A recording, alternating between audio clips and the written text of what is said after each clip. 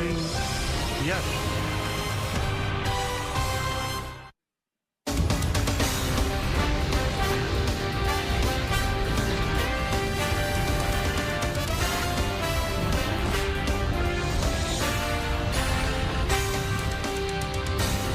Another game, another victory for the Bombers. After one Carlos dominated on the hill last night, another looks to do the same this afternoon. It is an American League East battle as the New York Yankees take on the Tampa Bay Rays on a Saturday at George M. Steinbrenner Field in Florida. Hello, everybody, and welcome to Yankees batting practice today, presented by Audi. I'm Nancy Newman. The Yankees have won 5 games in a row. It's their longest winning streak since last July, and the latest victory was the result of some shutdown pitching and highlight reel defense. That gives us good reason to take another look at some of those highlights. Let's go. The defense has been locked in all year, but last night was very special. Started off with Anthony Volpe making a play deep in the hole, and then Paul Goldschmidt completing it with the nifty scoop. One Gold Glover to another. Goldschmidt kept it going by cutting down a run with the infield in. The Yankees are tied for the most defensive runs saved in the majors, and they might have saved the very best for last. Trent Grisham, watch as he runs down the ball in deep center. He got it into Volpe, and he made an on-the-money throw to Oswaldo Cabrera to rob Aranda of a triple. Web gems all around. That was the Yankees' first 1-0 win since June of 2023 versus the Texas Rangers. The winning streak is at 5, and the pitchers combined for a season-high 15 strikeouts. Here's what Anthony Volpe had to say about last night's game, starting with a third-inning play where he turned a 114-mile-per-hour line drive into an out. He smoked it, so my hand's still feeling it, but I mean, it was right at me, so I feel like I should have caught it on the fly. But the one in the hole that you had stretched it? Yeah, that one was just reaction, but we practiced those a lot. Chadby pushed us pretty good, so you want plays like that in the game because we feel like we practice them a lot. How does that Goldschmidt first? No, I mean, I've been spoiled having Reyes and Goldie play first for me, so it's the worst feeling in the world knowing that the ball is going to be in the dirt when it's on the way, but once they pick it and you feel really good about it and you thank them, and it feels good. As an infielder, how much of a safety net does that feel like when you kind of, in your mind, know if you just get it over there, there's a pretty decent chance the first baseman's going to pick it? Yeah, it's amazing. Like I said, I feel spoiled. They work really hard, and I try to work really hard to make their lives really boring and not have to do that stuff, but yeah, it's like you said, a nice safety net and one that I never want to use, but comes in handy on those like difference maker range plays. Anthony, you obviously were a big part of several plays this evening, but just overall, what have you thought of this team defense?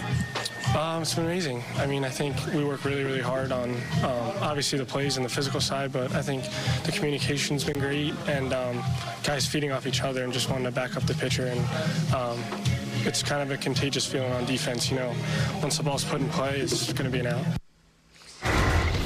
With that on, we go to this afternoon's game with the starting pitching matchup. Shane Baz gets the ball for the Rays. He is 2-0 with a 1.42 ERA, and he's coming off an outing where he struck out 11 over 6 innings. For the Yankees, it's the man who kicked off this winning streak, Carlos Carrasco. He's 2-1, and he fired a gem last time out. Back then, the Yankees were looking for a quality outing from a starter not named Max Fried, and Carrasco more than delivered. 5 innings against the Kansas City Royals on Monday, just 1 run on 1 hit. He struck out 4, walked a pair. Outside of a home run by Bobby Witt Jr. after a 10-pitch battle, Carrasco retired 14 of the final 15 batters he faced, and it sparked a strong turn for the rotation. Yankee starters have an ERA just over 2.5 during this winning streak. Since 2016, Carrasco has had 4 starts of at least 5 innings and just 1 hit allowed, including Monday's outing against the Royals. He and the other Yankees starters are holding opponents to a dazzling 182 batting average during the winning streak. Carrasco will try to keep that going, and this will be just his 2nd start against the Rays since 2019.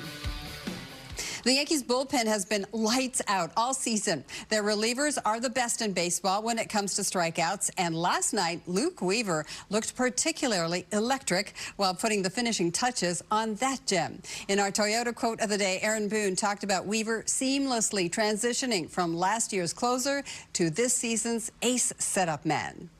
That's who Luke is. He's super competitive, but combined with, there's humility about him too, and he just, it's about the team, and he knows he's going to be there in some of the biggest moments of the most important games, whether that's closing it out or whether that's pitching in the biggest spot in the 7th or the 8th. He's really thrived in that role. I did have a conversation when we first brought Devin in just to, be upfront about the role, but he's such a great pitcher and competitor and teammate that he makes it easy.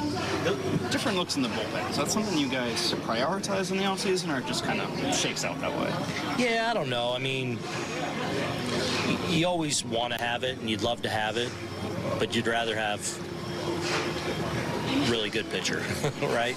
So first and foremost, you're trying to get the best pitchers that you can possibly have. Then, if there's different looks in and among that, great. But that's not always the easiest thing to do. What do you think makes Cruz's splitter so special?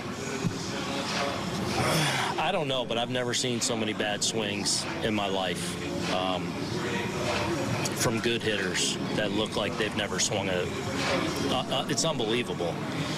I mean, I wish we were keeping count, but Brad and I, since spring training and now into the I'm like, that's probably 25 swings that I've never seen that bad of a swing on a pitch. So, especially when he's getting ahead, and I don't know. I think it's just the arm action, don't pick it up properly, coupled with the movement of the pitch. It's just a unique pitch and obviously a very effective one. Was there any concern when he was getting hit hard in spring training? I don't know about concern. We didn't know him. We knew what we were getting and who we were getting, but hadn't been around him yet. So we were confident that he was working on some different things, and I know the pitching group was working on different ways to go about it and trying different things with him to try and just move the needle and get that much better with him. So it's nice to see that he's really come out of the gate and been really excellent. So it's certainly been nice to see it. Time to check the starting lineups for the Yankees. Austin Wells returns. He'll bat third after missing Friday's game because he was under the weather. Jason Dominguez gets the start in left field alongside Trent Grisham, who is batting better than 300 with an OPS over 900 in road games this season. For the Rays, let's highlight the leadoff man. Center fielder Chandler Simpson is making his major league debut. He's number 7 on MLB Pipeline's list of Tampa Bay's top prospects. And he's fast. He stole 104 bases in 110 games between High A and Double A last season, and he had 94 steals the year before that. We've got so much more to come here on Yankees Batting Practice Today, presented by Audi. After the break, Todd Frazier joins us from Tampa. We'll get his thoughts on last night's win and the Yankees' start to the season so far. Stay with us on Yes and the Gotham Sports app.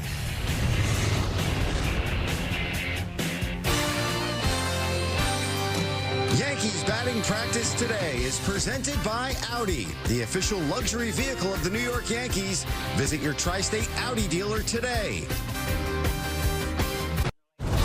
To Yankees Batting Practice Today, presented by Audi. As promised, our Todd Frazier joins us now from GMS Field in Tampa. And Todd, the Yankees' miscues on defense. It's been a conversation the last 2 years, but this year the defense is making headlines for some dazzling play. How about Anthony Volpe last night turning in a couple of sparklers, including that perfect relay to nail Jonathan Aranda in the 7th? What has changed to up their play on D? Yeah, I just think the way they're playing, they're clicking on defense. The offense but they're not fully clicking on offense with everybody. And if you're not doing well on offense, what can you do to help the team out? Yeah, make some defensive gems. Volpe went to his right, back in the hole, kind of Jeter-esque kind of jump throw to get the guy out at first. Goldschmidt with some phenomenal plays, getting a guy out at third. And then that play at third base as well with Grisham to Volpe to Cabrera. It was absolutely dazzling, and it was a lot of fun to watch. Jeter-esque, I like that. Okay, the pitching also was very much there last night. Beyond Carlos Rodon, 6 scoreless, the bullpen they delivered, ending on the outstanding performance by Luke Weaver. Aaron Boone, he was not going to go to Devin Williams for the 4th time in 5 games, but Luke Weaver came in making quick work of the Rays. Yeah, and he's been there before. He's a closer, you know, by trade. He can do anything, come in the 7th or be that guy. So, honestly, this bullpen has been absolutely dynamite throughout the whole series and throughout the whole year so far. It doesn't matter who's coming in, giving up less runs than their opponent, and it's fun to watch, too, as well, whether it's Tim Hill to Yarbrough on the left-handed side or bringing in Cruz or Mark Leiter Jr. These guys are really, really good, and they're showing it right now early on in the year.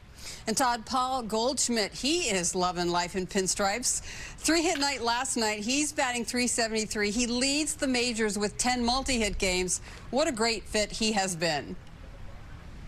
Yeah, and he's a veteran guy, too, as well. He's not going to get the 30 to 40 home runs like he usually does. I mean, who would have thought a guy that's a 3-4 hole hitter in his prime is now leading off or batting 3rd or 4th? I think that's fascinating. I think that's really awesome of him to buy into the team concept, and he's hitting the ball the other way and finding the barrel all the time. So this guy, he will start hitting those home runs, but he's going to take as many singles as possible because that gets the rally going and gets more runs for the Yankees. Meanwhile, Oswaldo Cabrera, he was on the receiving end of that Volpe relay and he applied the tag to get Aranda in the 7th, and he continues to find ways to rise to any occasion. Yeah, 7 for his last 19. This guy has been on a tear as well from the left-handed side. He gets a fastball that he likes to drive, and he's not missing it. He's one of the top guys right now in baseball to find the barrel of the bat. And when you do that, you're going to hit the ball hard, and you're going to hit a lot of line drives. And usually they find holes. So in the beginning of the year, they're trying to figure out who's playing third base. This guy is the staple right now over there, and he's having a really good start to the year as well. And before I let you go, how's broadcasting at GMS Field in the regular season? And the Yankees are the road team. Yeah. Yeah, it's a little different. They did a lot of great things, a lot of good amenities downstairs for the boys. But, yeah, it's a little different up here. It's a little cozier. Michael and I, Meredith, are having a good time. Wonderful. We will see you alongside Michael at the top of the hour for the call of the game. Thanks, Todd. Thank you. Time for break number 2 on Yankees batting practice today, presented by Audi. Coming up, we spotlight Trent Grisham. Offense, defense, he is doing it all. That's next. Don't go anywhere.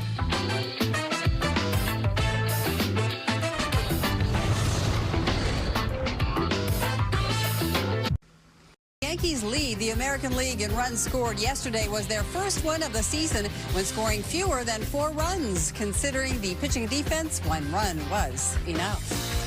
It is so great to have you with us on Yankees batting practice today, presented by Audi. That 1 run came off the bat of Trent Grisham when he knocked a 2-out RBI single in the 2nd inning, and he later helped preserve the lead with his play in center field. Grisham has seen his playing time increase this season, and he is taking advantage of the opportunity. Consistently this spring, Boone said, I'm going to get Trent Grisham more at-bats this season. And so far, that's exactly what Boone has done. We've seen Grisham produce. Up the middle and through for a base hit. He is a hit machine. The hottest hitters in all of baseball comes up in a huge spot and delivers again. He kind of embodies, you know, what we try to do, and that's swinging the good pitches and being patient, but also having an aggression in there. He does a good job of controlling the zone naturally. I think he's been doing a really good job of being aggressive, and when he's getting a pitch, he's stinging it. 2 strikes, 2 outs, 2 on. Yankees trail by 2. And that's a base hit to right field. That's going to tie it up. A big hit for Grisham. A 2-run single, and it is 4-4. Man, this guy is unbelievable. We always talk about that next man up mentality. Grisham certainly has that. See ya. A long home run for Grisham, and the Yankees lead 2-1. Grisham's such a team player. He does whatever he's asked to do, and I think those roles at times, you don't see how important they are to a team. Those guys that are getting big at-bats in different spots, or that are always available to come in and help the team in certain particular spots, like, they're big, and Grish does that, and he does it with a smile on his face every day. He helps us offensively, gives us good at-bats, and he's got sneaky pop. You throw him the right pitch at the wrong time, Grish will get you. Deep right field, to hear the oohs and ahs of the fans. There's a reason why. Bye-bye! Trent Grisham with his second homer of the season. One of those starts to the season that you can only dream about as a hitter. Trent's incredible. Trent's an everyday player. So I think people forget that. The things that he's done, being come off the bench, it's incredibly hard to do. My job is to be ready every day, no matter if it's off the bench or if I'm starting that day. On the track at the wall, see ya! Grisham does it again. A 3-run home run to give the Yankees a 5-4 lead. He just gives you a big league at bat, day after day, night after night. We're got a little Babe Ruth action here. Third homer of the season and second of the day. He's hit the ball with authority and with power. When he had regular playing time last year, we saw the power, we saw the patience at the plate. I think with more playing time, we'll see more of that. Grisham is batting .310 with 4 home runs and 11 runs batted in, including last night. He has 3 game-winning RBIs, which is tied with Aaron Judge for the most on the team. And he's one of 3 Yankees who has an OPS better than 1,000 this season. Judge and Ben Rice are the others. Through the first 2 games of this series against the Miami Marlins, Philadelphia Phillies starters Christopher Sanchez and Zach Wheeler, they combined to strike out 25 batters. It's the first time since Roy Halladay and Cliff Lee back in 2011 that the Phillies have gotten back-to-back starts of at least 12 Ks. Game 3 of the series is underway. We've got highlights as we take a tour around the majors. Marlins and Phillies, Trey Turner facing Cal Quantrill. Lines the breaking ball to left. That's a base hit. 1 run comes in. Phillies added a run on a sac fly. Max Kepler up with 2 on. Rips this cutter to right.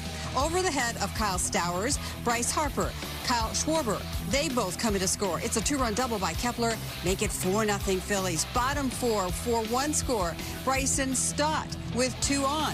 Hammers it to deep right. Off the wall. Both runners will come in. A 2-run double for Stott and make the Phillies lead 6-1. This is already the second most runs the Phillies have scored in a game this season, and they're well on their way to stretching their winning streak to 3 in a row. On the other side, Miami is looking at a 5th straight loss. How about the Royals and the Tigers? Bottom 2, Javi Baez facing Seth Lugo. Runners on the corners. Dylan Dingler halts, and we've got a rundown. Freddie Fermin, watch him chase Dingler back to third, throws, and the tag is applied for the out. Bottom 5, 2 runners on. Torkelson hammers this splitter to deep left. It's gone. It's a 3-run home run. His 7th of the season. That made it 3-0 for the Tigers. This marks 6 losses in a row for the Royals. They've scored just 11 runs total over that span, and only the White Sox and the Rockies have scored fewer runs than Kansas City this season. The Tigers, meanwhile, have won 3 in a row. They've lost just once at Comerica Park this season. They're 8-1 at home. As for some other notable games to tell you about, the Cubs have an early lead on the D-backs, and there have already been 3 homers through 2 innings in that game. The Blue Jays have won 3 in a row. They're hosting the Mariners. There are a couple of big arms on the mound as Hunter Green and his sub-1 ERA get the ball for the Reds against the Orioles, and Paul Skeens and the Pirates, they take on the Guardians. One last break here on Yankees batting practice today, presented by Audi. Still to come, we'll outline some keys to the game as the Bombers look to add to their winning streak. Keep it here on Yes and the Gotham Sports app. Conversations, a homegrown podcast. It's back. Tune in for the latest episodes, including an interview with Yankees top prospect George Lombard Jr. and Vice President of Player Development Kevin Reese. They're available now on the Gotham Sports app. Today's injury report is brought to you by Montefiore Einstein, the official hospital of the New York Yankees. Marcus Stroman has been on the injured list for a week now with left knee inflammation, for which he received a cortisone shot. An update, he began playing catch on Friday. Earlier, we talked a little bit about Paul Goldschmidt. With 3 singles last night, he is up to 28 hits on the season. That's the most through a player's first 20 games as a Yankee since Bobby Abreu in 2006. And last year, Goldschmidt did not reach 28 hits until his 38th game. It's been an excellent first impression. As for some other keys to the game brought to you by your local Kia dealers, the Yankees have been playing some close games recently, but they are coming out on top. Ben Rice is crushing right-handed pitching this year with an OPS over 1,100. Meanwhile, offense has been a struggle for the Rays of late, so they'll look to Shane Baz to provide another quality outing. After today, it is one more game in this series against the Rays. Then the Yankees road trip continues on to Cleveland for 3 games against the Guardians. A day off on Thursday ends this run of 13 games in 13 days. And then the Bombers are back in the Bronx for an AL East matchup versus the Toronto Blue Jays. That does it for this edition of Yankees Batting Practice Today, presented by Audi. Our next BPTV comes your way tomorrow at 12:30 p.m. I will see you then. Right now, our game day coverage rolls on. It's game 3 of a 4-game set at home on the road. The Yankees versus the Rays from GMS Field. It's on the way. We've set the scene. It's that time to hand off to the very best pregame in the business. It's next on Yes and the Gotham Sports app. Enjoy your game day Saturday.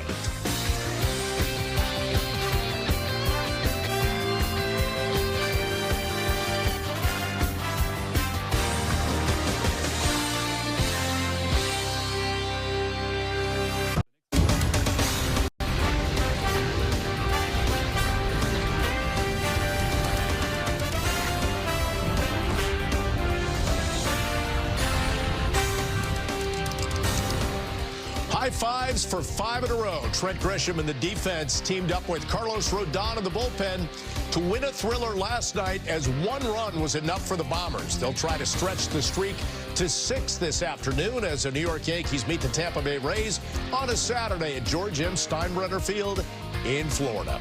And it's great to have you with us on the FanDuel Yankees pregame. Bob Lorenz and John Flaherty with you. 3rd game of this 4-game series. Yanks have won the first 2. They've won 5 in a row. So as we get your Hyundai opening comment, do you feel like they're starting to get into a rhythm? Well, I definitely think they're getting into a rhythm, Bob. But you know me, I'm a reflective guy. I like to look back. And I figured with 20 games done with the season, the 20-game mark to now and 21 today, let's look back and see where the Yankees are right now. We know they have one of the best bullpens in the league. They have 8 relievers that Aaron Boone can go to. We know that they have gotten better defensively. We saw that in last night's game. A big reason why that game, where they won that game 1-0. But the one thing that I love about this team so far, they have 6 comeback wins this year. That's tied for first in the American League. How do you come back and win ball games? You have to have a bullpen that can steady the game in the middle of the game. You also have to have a lineup that's relentless. The Yankees have that lineup. They have a personality about them that they feel like they're going to be in every game. In winning these 5 straight games, they've certainly had that steady bullpen, and last night we saw that again because they had to protect a 1-0 lead.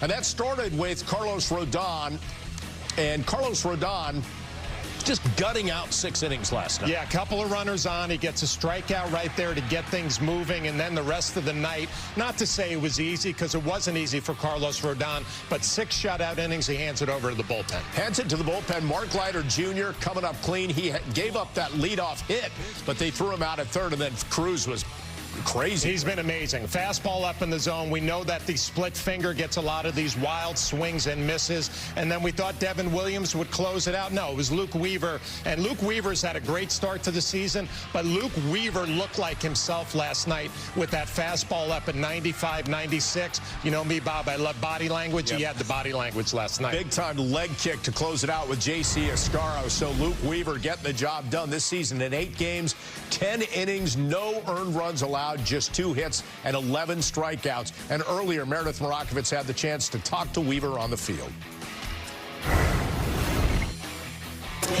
Thanks, Bob. I'm with Yankees reliever Luke Weaver. Luke, this team is rolling right now, winners of 5 in a row. What do you think the common thread has been over that span? Well, the key word is win. That's pretty common.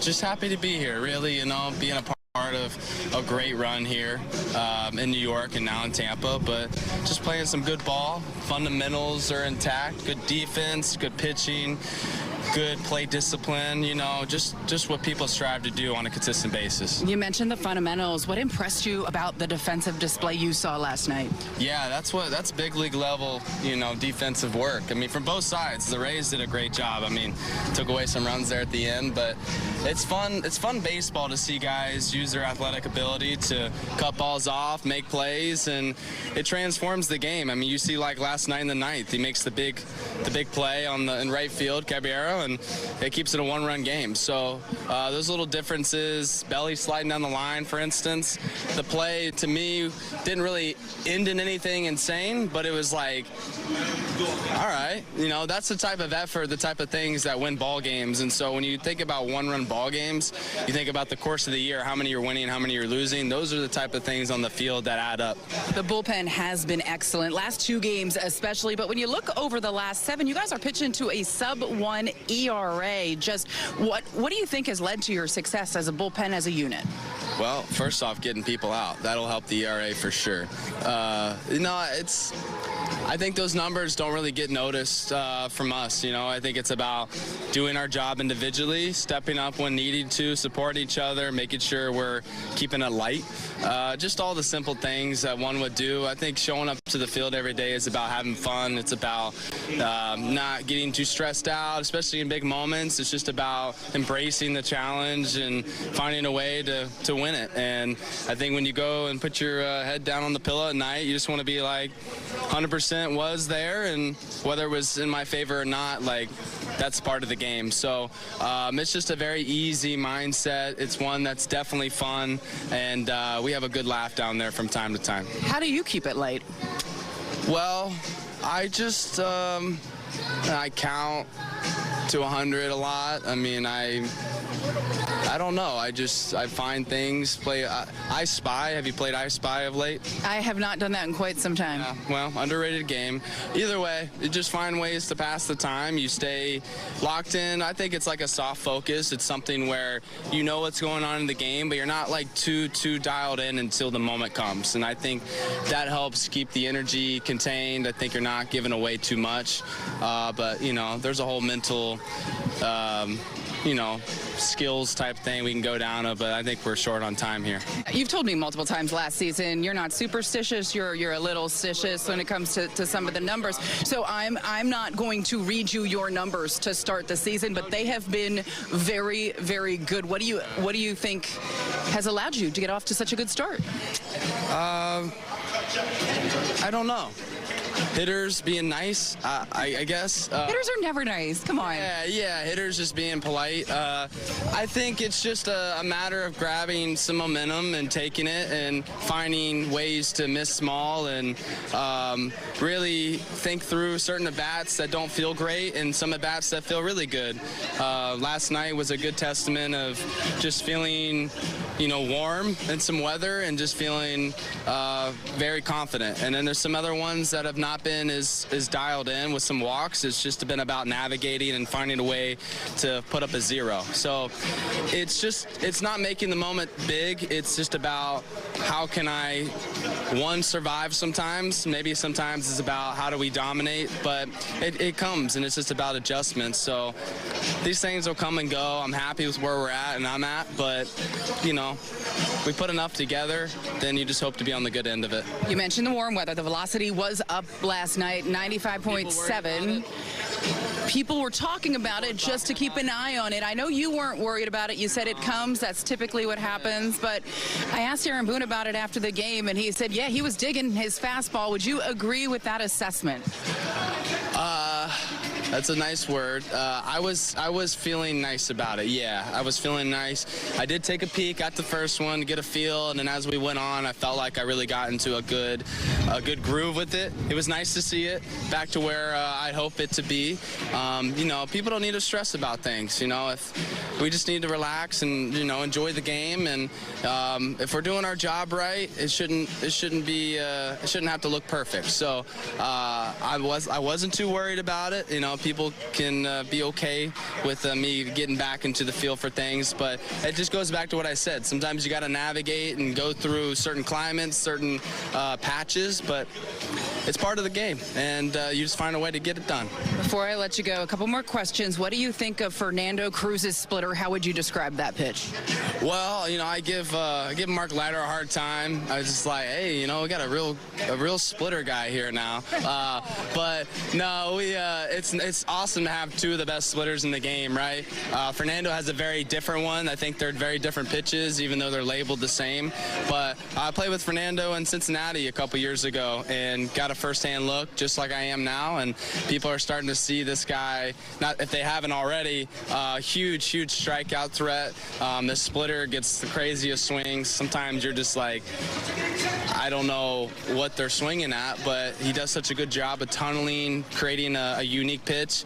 And look, we got guys that have pitches that nobody else throws in the league, right? We got Devin, we got Mark, we got Fernando. They're just unique outlier pitches. So it makes it hard for one inning or the amount of time the hitters get to try to adjust and get a feel for it. And it shows in their strikeout numbers. The Easter is tomorrow for those who celebrate. You did a pretty cool thing with a glove, designing a glove. I believe, is that it right there? Is that one of them? This is one. This is a sneak peek at one that's to come. Ooh. Yeah, the details are to come soon.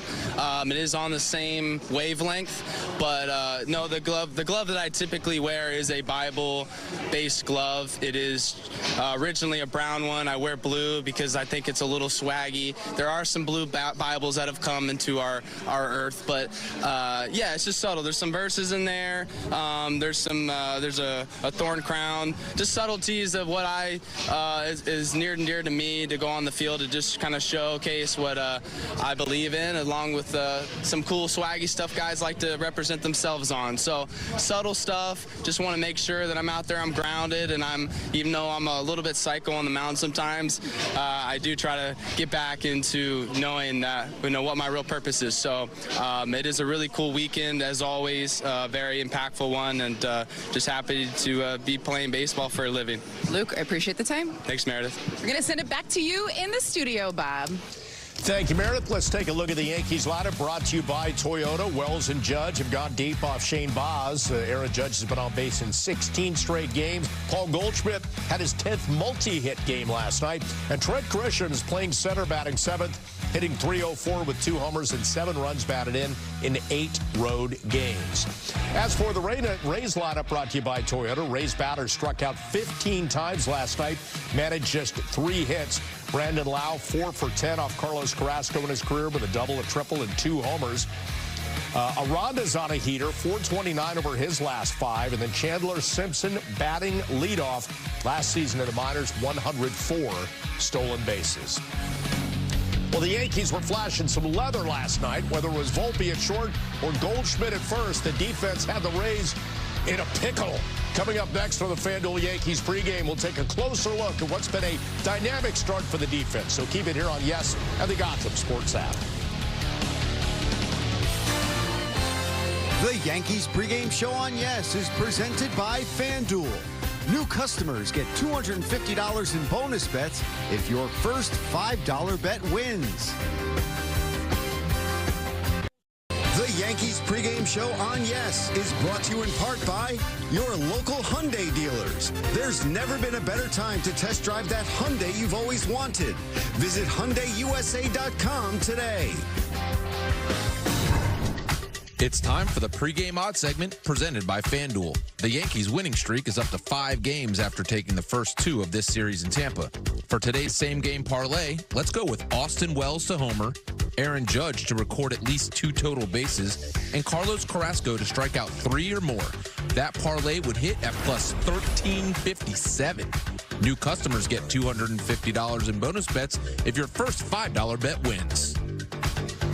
Great defense in last night's ball game. And Flash, let's start with this one. In the book, it's a 6-3, but it was so much more than that. Yeah, this is one of the great spectacular plays that Anthony Volpe's going to make this year. And then Goldschmidt on the other end.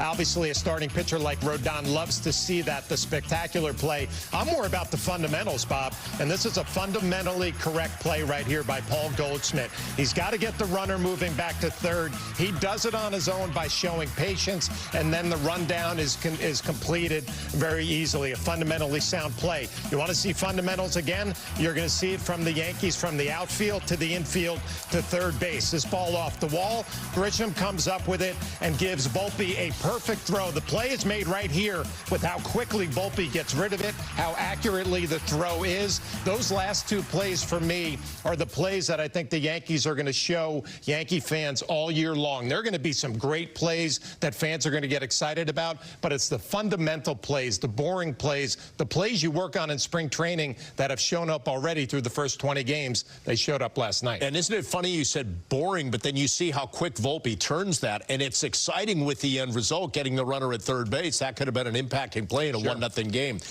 Off season, it seemed like we talked more and more in the hot stove season about the commitment to getting better defensively. They seem to have done that, right? The Yankee front office did a great job. I mean, you bring in Cody Bellinger, not only his versatility to be an above-average outfielder, an above-average first baseman, he can play left, center, right field. It doesn't matter. And I think if you look at the Yankees and the additions that they've made, Goldschmidt is obviously an improvement from last year. Chisholm moving over to second base just looks like he's more comfortable. And I think you can look around the entire diamond behind the plate as well. Wells, Escara, above average defensively. There's one player, it's Jason Dominguez, who came in with a lot of question marks. He's answered those question marks. He's getting better. So this entire club, from a defensive standpoint, you feel really good about. And the one thing that shows up every day should be your defensive club, right? Offensively, you're going to struggle at times. Pitching-wise, you're going to go through some slumps. The defensive part of the game should be there every day. All over, Paul Goldschmidt has been everything and more that they expected when they signed him in the offseason to that one-year deal. The defense, yeah, we saw it, great. But in 20 games, Flash, I mentioned this, 10 multi-hit games in 20 games. He's third in average at .373, on-base percentage of .415. He's first in multi-hit games and singles. And I know you said last night, just watch the swing, always putting the ball in play, pro at bats. And the end results are singles, doubles, and what you have said is going to be home runs. The home runs are coming, and I love Paul Goldschmidt's approach, and he's an old-school player, a veteran player. But when I watch him hit, and he's laying out these line drives, right field, center field, left field, and I remember playing with the Hall of Famer Fred McGriff, and he said, Flash, wait, okay, I'm hitting these line drives to the gaps. They're going to turn into doubles, and once you see them turn into doubles, I'm going to start getting some backspin. I'm going to start clipping some balls. That's what I think about when I watch Goldschmidt hit. He's put himself in a great position with the batting average right now, a great position to cover a lot of speeds. Eventually, the power is going to come, and when it does, you're going to have a complete hitter from a power average perspective that sets the tone for this Yankee lineup. Well, don't forget, all season long here on Yes, we want to invite you viewers to show us the different ways you support the Bronx Bombers. Use the QR code on screen with the hashtag Toyota Pinstripe Pride and post pictures to social media that reflect your love for the Yankees. We might spotlight you in a future game. Pinstripe Pride is brought to you by Toyota, the official hybrid vehicles of the Yankees. Well, coming up, we have a lot more. Carlos Carrasco kicking things off in the winning streak with a solid outing on Monday, and today he duels with a young Rays righty. We'll preview the pitching matchup next on the FanDuel Yankees pregame.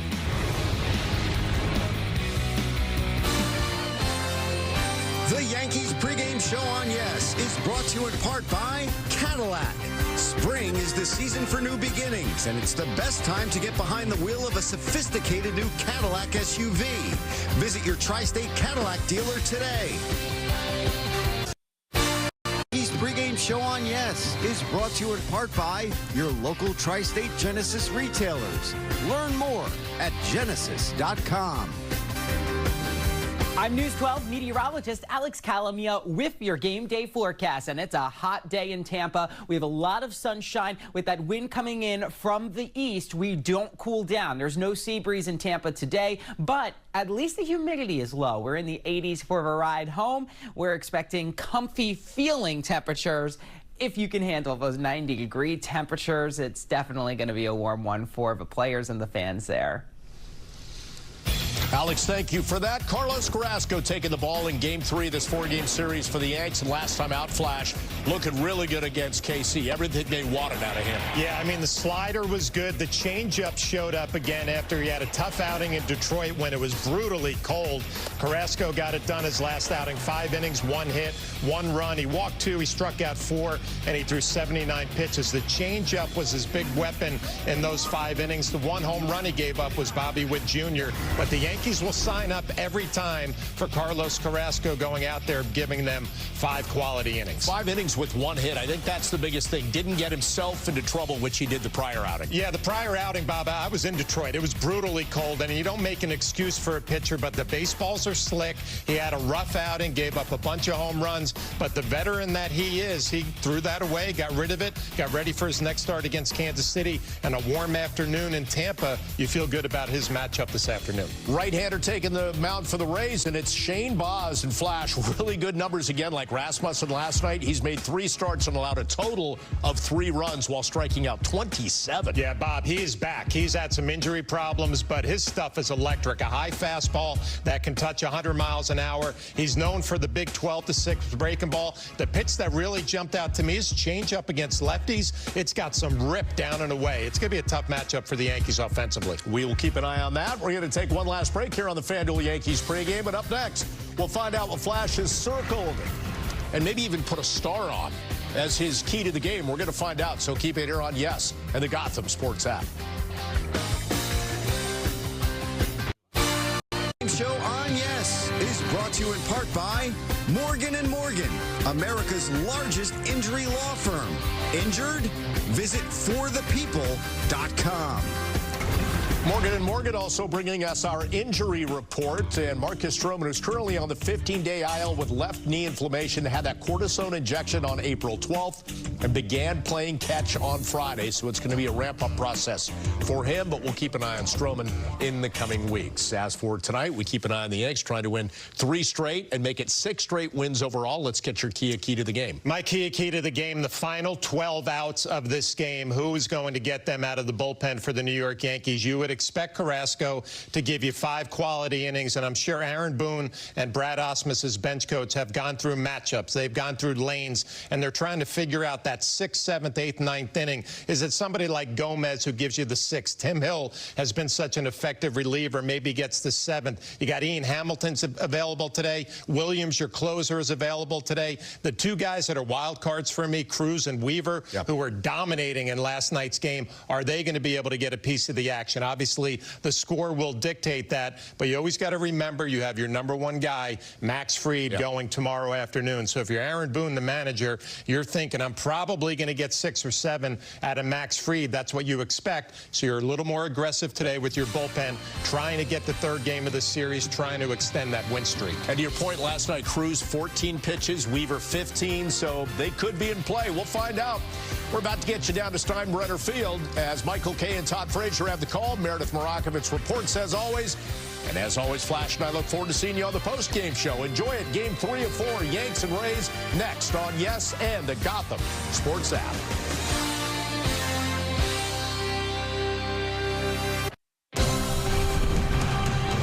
Your attention, please, ladies and gentlemen. You're watching Yes.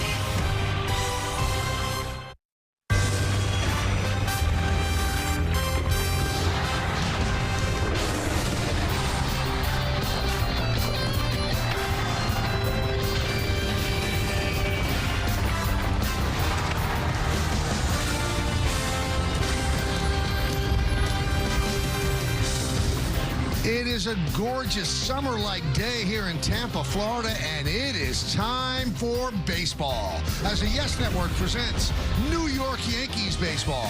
It's the New York Yankees against the Tampa Bay Rays in Game 3 of a 4-game set from George M. Steinbrenner Field here in Tampa, Florida. Hi, everybody, and welcome to Yankees baseball, along with Todd Frazier I'm Michael Kay. All good things. All good things. Yankees win 1-0. They've won 5 in a row. Great start by Rodon. The bullpen excellent again. And in the middle is Paul Goldschmidt, or shall we call him Paulie Singles? Yeah, he's taking anything he can get. This guy used to be a power hitter. Now he's driving the ball the other way. He's taking his singles. He's tied with Judge with the most hits in the AL. He's not afraid to do damage anytime he's up. He'll bat first. He'll bat fourth. This guy is just going about his business the right way. You would never know it. He's so stoic, and he understands what he's supposed to do. Team guy, and he's just getting his hits left and right. All right, so the .373 average is third in the American League. He's tied with Judge, as Todd mentioned, with hits, 22 singles. That's first. On-base percentage of .415, fifth in the league. Pretty good stuff as he starts his Yankee career. So the Yankees will try to make it 6 in a row. And let's take a look at the Home Depot getting it done pitching matchup. They face a tough one today. Shane Baz, look at the ERA, 1.42. He has 27 strikeouts in 19 innings. And for the Yankees, it's Carlos Carrasco, and he's coming up a very, very good start at the stadium against Kansas City. Yeah, and understandably, he's not the guy he used to be. So with talking with him, he has to use all 6 of his pitches in his arsenal, and he has to manipulate the batters. He has to work both sides of the plate, which he did last time. He had a great outing of 5 innings pitched, and that changeup is his most dominant pitch right now. Use it early and use it often. It's going to be a fun day for him. Against the changeup, they were 0 for 5 with 3 strikeouts. He retired 14 of the final 15 batters faced, and he went 5 innings, and he threw 79 pitches. Now, at the top, we mentioned the Yankee bullpen. It has been nails. They keep pitching well. They keep getting outs. They keep throwing up zeros. Meredith Marakovich talks with one of them, Luke Weaver, next, right here on Yes. Welcome back to George M. Steinbrenner Field, home of the Rays, as fans are filing in for Game 3 of the 4-game series between the Yankees and the Tampa Bay Rays. Hey, everyone, I'm Meredith Marakovich.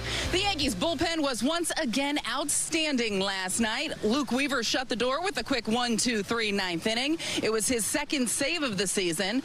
After the game, Aaron Boone said that they were staying away from closer Devin Williams. Earlier today, I asked Luke Weaver how much of a luxury it is to have 2 guys in the back of that pen that are capable of closing out games. It's nice to be able to have an elite arm down there that at any point you feel like the door is slammed. But I'm happy to be a guy that can take some of that stress off of his plate when he needs a day like yesterday. And, you know, likewise, if there's other guys that need to step up in different situations. But, hey, we're just rolling. It's not about one person, right? It's not about a duet. It's just about a collective group, and I think that's what we're putting together. The Yankees pen has been getting the job done over the last 7 games. They're pitching to a sub-1 ERA. Meanwhile, Luke Weaver has not allowed a run in 10 innings thrown so far this season. He's also struck out 11 along the way. Plenty more to come here on the Yes Network. When we get back, Michael Kay will be joined by Todd Frazier. First pitch coming your way after the break.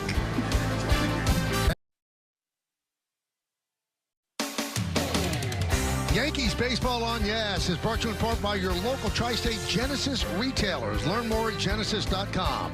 By Montefiore Einstein, the official hospital of the New York Yankees. And by Hyundai, with a brand new Hyundai, there's joy in every journey.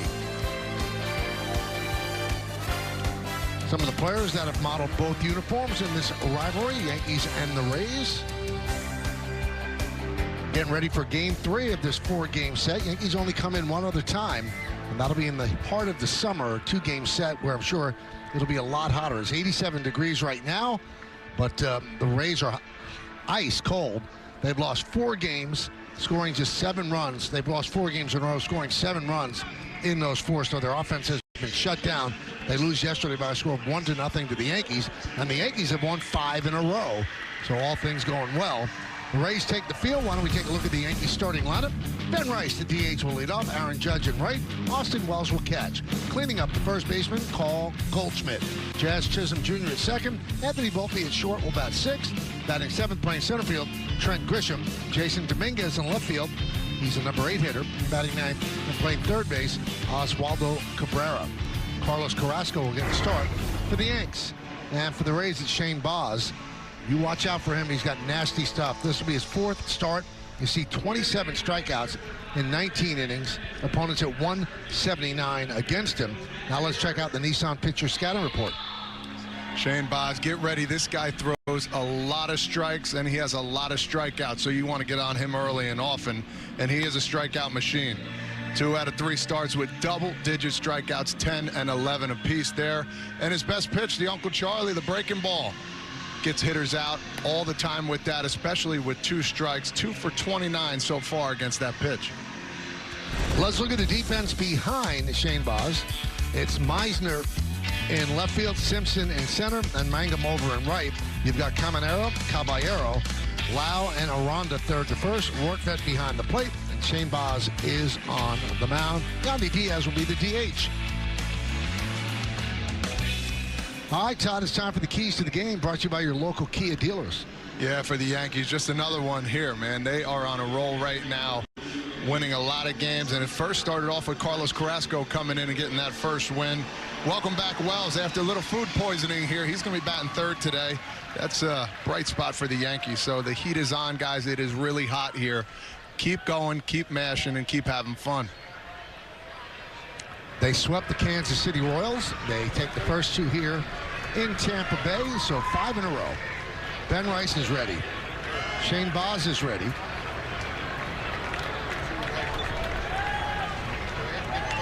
And let's do it here in Tampa. Pitches upstairs were underway. Scott Barry, the home plate umpire. Adam Beck at first. John Bacon at second. And the crew chief, Dan Iasonia, is over third.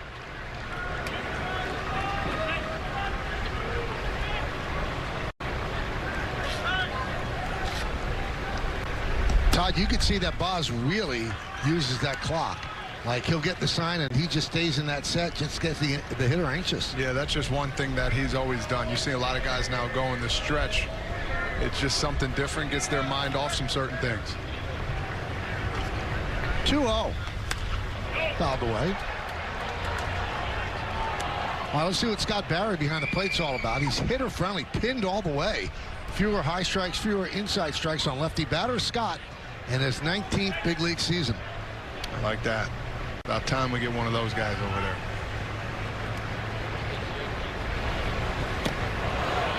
And Ben Rice gets hit, so he takes first.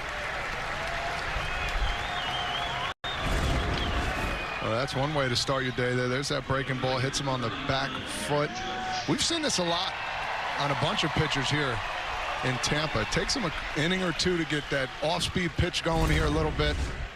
I know Ben will take that. He's been absolutely on fire, too, at the dish. Here's Aaron Judge, 16-game on-base streak for him, during which time 500 on-base percentage. 1-0.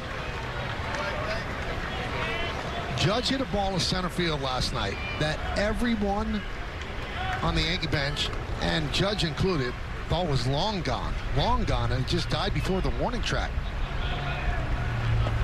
And the same deal with Ben Rice's drive to right field. Aaron Boone was telling me it was like a 20-minute period there where everything was being blown back to the field. He said both of those balls, if you look at the metrics, exit velocity, launch angle, they were gone.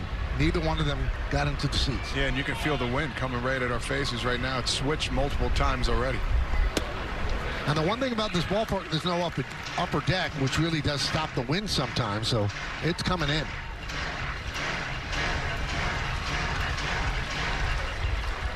One and 2 on Judge. Yankees are 13-7 atop the American League East. 1-2. Served into right center field. That is going to dunk in for a base hit. Judge advances to first. Rice is at second. Judge has a 17-game on-base streak. 2-strike hitting right there. Good approach. There's that little breaking ball. Gets it off the end. Might have broken the bat, too. Perfect placement. Don't have to be right. You just have to get it done. And for him, this on-base streak, it seems like he has 2 or 3 of these a year. Last time he didn't get on base was April 2nd. Here's Austin Wells. Sat out the last 2 games. The first game was a scheduled off day yesterday. He sat out because of food poisoning. I said, how you feeling now? And he said, we'll see. Yeah, that was kind of the notion we got with him yesterday, too. Look, he looked all right walking around, but takes a toll. Austin 3 for his last 18, hitting 182, but he has 3 home runs and 8 runs batted in. So Boz in some early trouble. Just underway here at George M. Steinbrenner Field.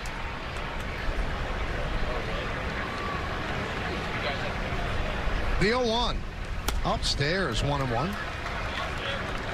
Last time Boz started was against the Red Sox on April 14th. 6 innings, 2 hits, 1 run, didn't walk a batter, and struck out 11. The 11 strikeouts, a career high.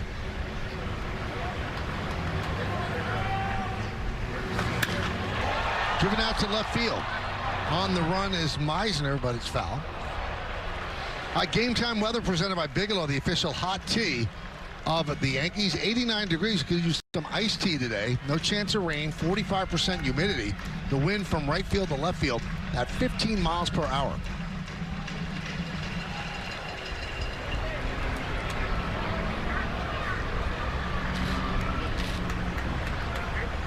One-two.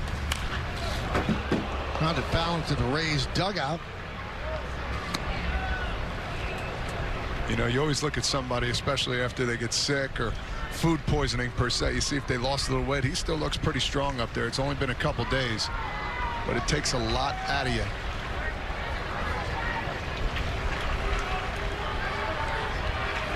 The 1-2. So that's got a piece.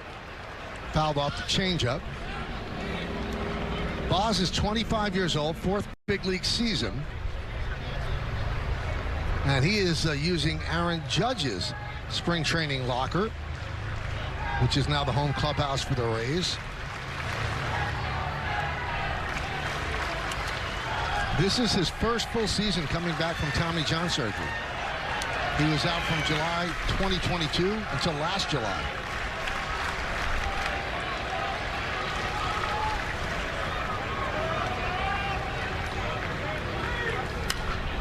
Foul back.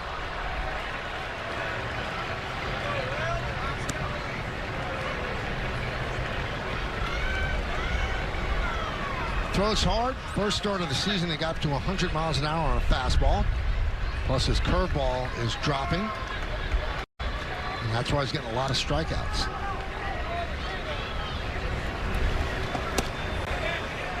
Two and two. Good at bat for Wells. Played with Shane in the Olympic qualifiers in Port St. Lucie a couple of years back. One of our good pitchers then.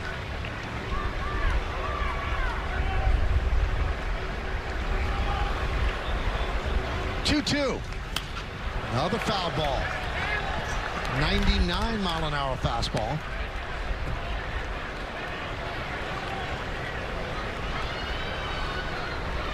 Rice at second, Judge is at first. This is an 8-pitch at bat at this point.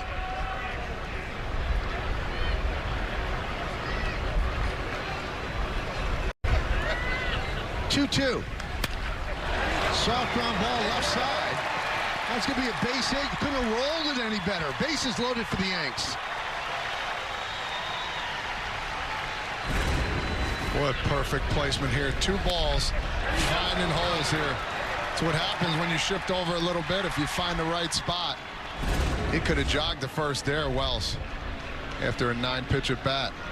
That's a beautiful piece of hitting right there. That's living right after a couple days off. And Kyle Snyder quickly out to the mound to settle down Boz.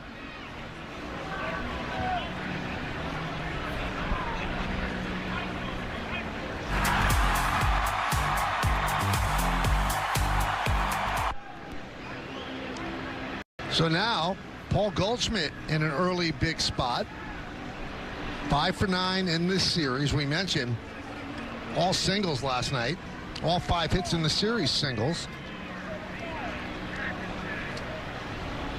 Let's take a look at all of his base hits on StatCast 3D by Google Cloud. So the blue ones are singles, a couple of doubles in there, and 1 home run. 28 hits, tied with Judge, most in the American League. Rays back for the double play. They'll give up a run. Dropped a good curveball in there. You always see that when a pitching coach comes out. Just to get back, they have you slow everything down and throw the curveball. Yeah, and it's just like a get me over kind of, hey, here it comes. Hopefully you don't swing and you're not looking for it. You want a guy up right now for the Yankees. This is that guy right now. Usually hits an opposite field single here, usually.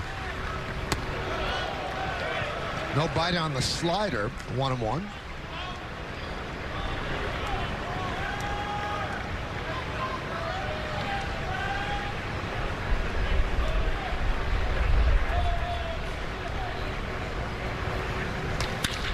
Ground ball, and grabbed there by Caballero. There's one on to first, not in time. Rice scores, and the Yankees have a run.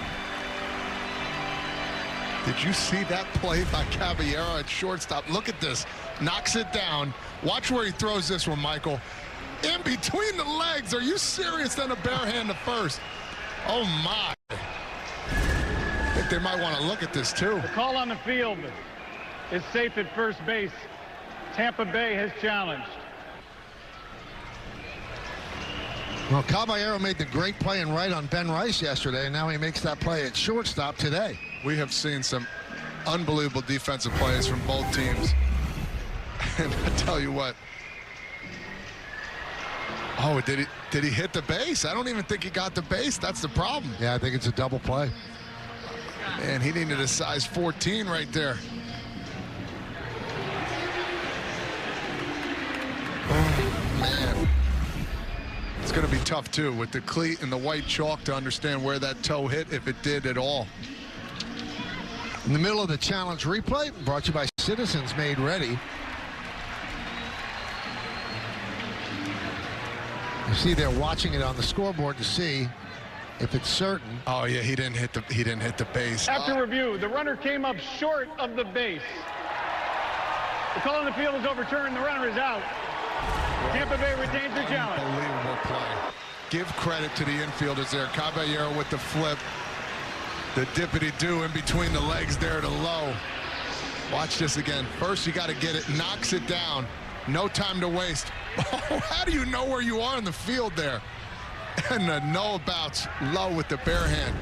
Oh, my. Got to give credit to that one, Michael. The overturn loses an RBI for Goldschmidt, but the Yankees still get a run. Judge is at third now with 2 outs as Chisholm swings and misses. That really was unbelievable.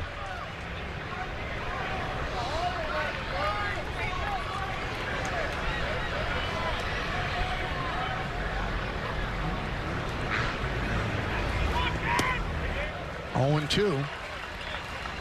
Chisholm's been struggling of late. 1 for his last 14, hitting 166. One of those guys you wish he would just cut down on his stride a little bit, go to a little 2-strike approach and try and get a base hit here. You don't need anything big.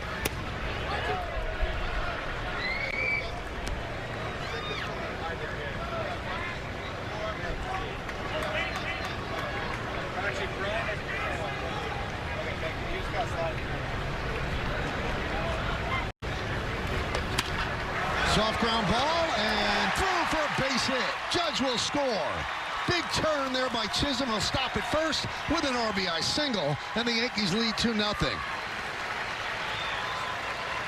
We've seen about 3 Yankee hits in this series in that exact spot, Todd. Exact same spot. Whoever's playing second is low today. Analytics will tell you to move over in the hole, but guess what? These are professional hitters, and they'll find a way to get it through. Much needed hit there for Jazz. 2 out RBIs, man. Chisholm is 4 for 4 in stolen bases. Here's Volpe. They attacked Volpe yesterday. Fastballs up in the zone. Even Aaron Boone acknowledged that today. That was their game plan, and Anthony had a hard time catching up. A little bit of a slump now. He's 3 for his last 34.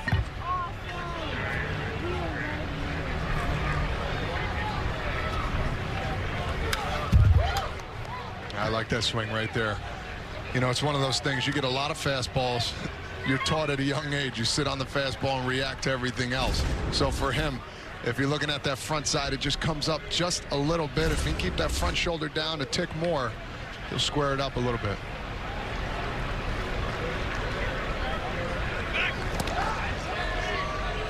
Chisholm is chased back.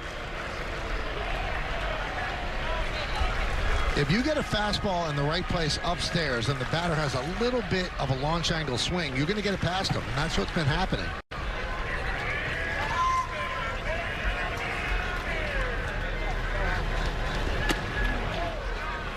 Came in with the curve, take there by Volpe. Jazz is ready to go over there. He's been jumping around the whole time. Good opportunity here. 2-1 count. Look to drive the ball in a gap.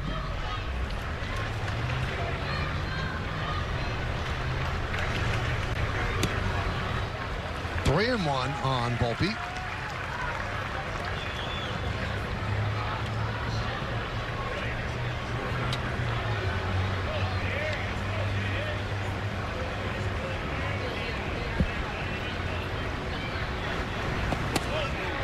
Strike two.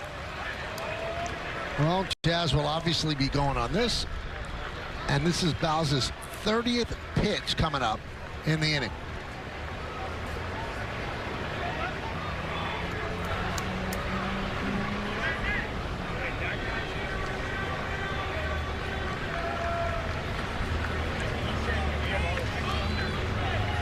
And the payoff.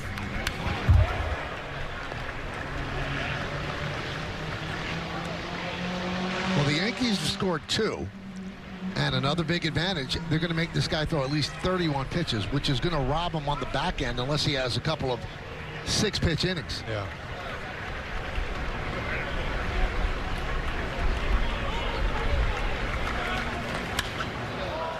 Popped up. Aranda coming in, battling the sun, and it falls untouched.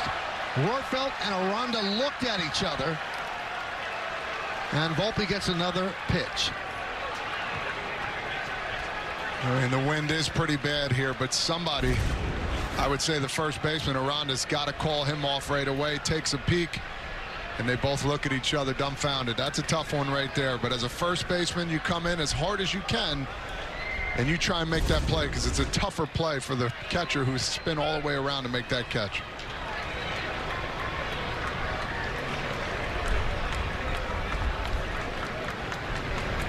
Three-two. Another foul ball. The Rays have their bullpen up already. It's Mason Englert, one of the pitchers we have not seen in this series. Well, you saw the other day what Boone did. You don't like your starting pitcher to go to a 40-pitch inning. He took his starter out at 38 because he just did not want to deal with that. It's not healthy.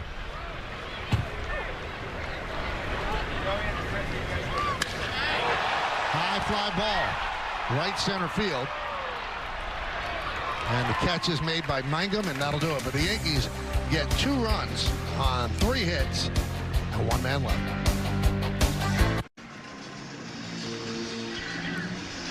Well, the Yankees put up a 2 spot in the top of the first. Now it's the Rays' turn against Carlos Carrasco.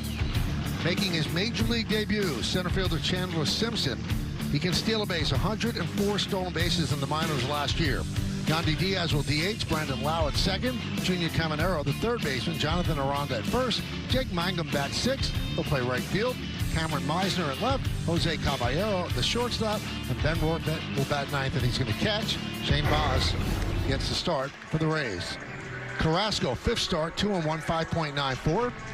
And let's check out the Nissan pitcher's scouting report on the veteran righty. Yeah, hit the corners, focus on control. If he can do that and move the ball around, he's going to be just fine.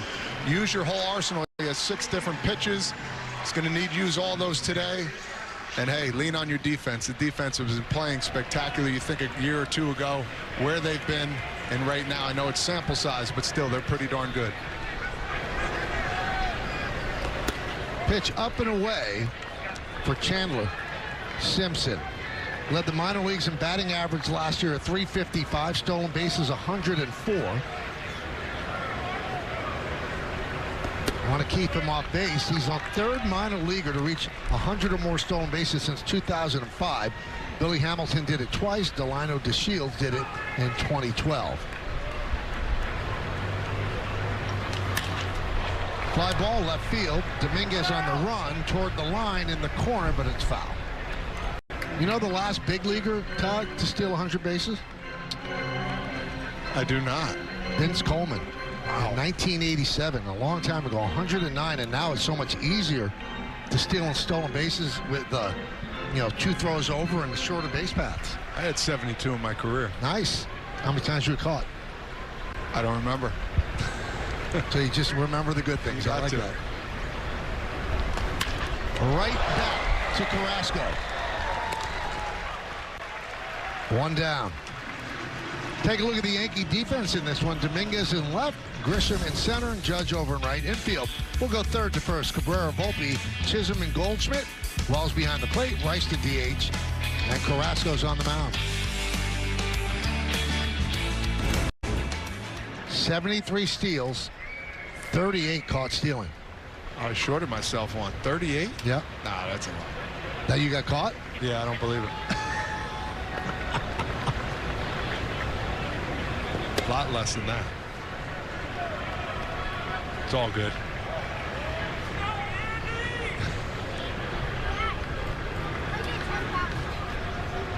Diaz 0 for 8 in this series. 1-1. Talk about a guy. You look at his numbers 2 years ago to the last year to now. His WAR has gone down. A lot of categories for him has gone down. Just been a struggle so far to start the year.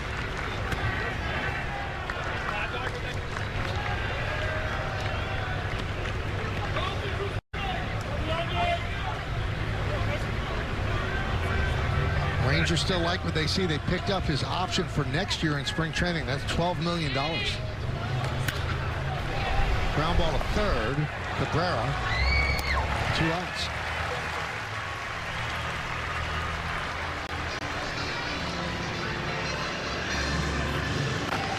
Now you look at Carrasco, the pitcher that he was at Cleveland when he was in his prime. He's got to really work the edges now and be perfect with his pitches. And when he's not, he does give up the long ball. He's given up 5 home runs already this year, so he's got to be careful where he's throwing the ball. And this guy, too, as well. He's 4 for 10 lifetime against him. Oh, nice play there by Cabrera. Yankees really flashing the leather in this series as the Rays go down 1-2-3 against Carrasco. We'll go to the second.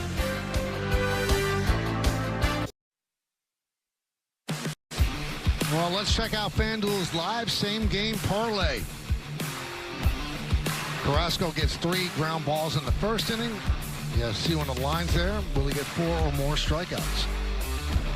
So Carrasco had 9 pitches in the first inning. Boz had 33.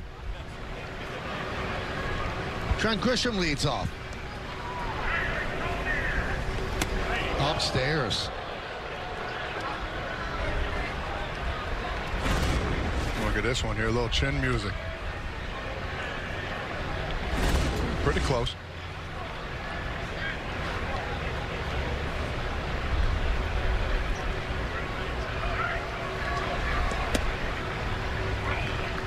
And a strike.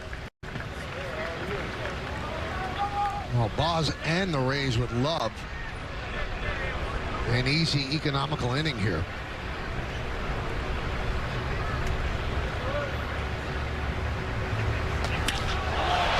Ball, right field. Mangum back. See ya. A home run for Grisham. His 5th of the year, a 3-0 Yankee lead.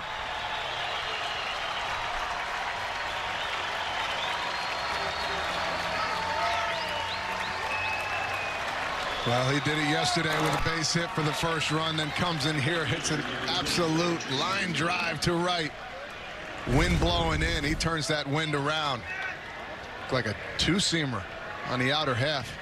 Sweet swing by him. There's Jason Dominguez. Fouled away. We take a quick look. Look at the balance here. Foot down, eyes to the ball. If you're short to the path of the baseball, it's good things will happen. He's been doing that to the start of this year with the best of them. So Grisham in the lineup today, Bellinger not. This is one of the reasons why he keeps getting in the lineup. Yeah, you got to keep him in there. Again, he turned the wind around too. And he's off to a fast start. Looped into left field. And Caminero makes the play. Round number 1. Now, I was talking with Aaron Boone today, and he admitted, and as far as I know, he has not said this. He said, well, we're kind of rotating amongst the 3 of them, Bellinger, Dominguez, and Grisham. He wants to get them all time, and Bellinger certainly is struggling right now, trying to find it. So you keep rolling Grisham out there. Yeah, and I think you say that's a smart move by using all 3, but you got to ride the hot hand. And when Grisham's in there, he has been absolutely dynamite. Before the Yankees got him, he was an everyday player with San Diego. And Boone has admitted, I didn't use him enough last year. And he said, I think that impacted the way he played. So he is dedicated to getting him into the lineup more. So far, so good. 1-1. And Cabrera, too, as well. 3 for 6 for this series with a home run. A lot of hard hit balls. I think Booney's pressing all the right buttons right now. It's fun to watch. The 1-1. 1-2.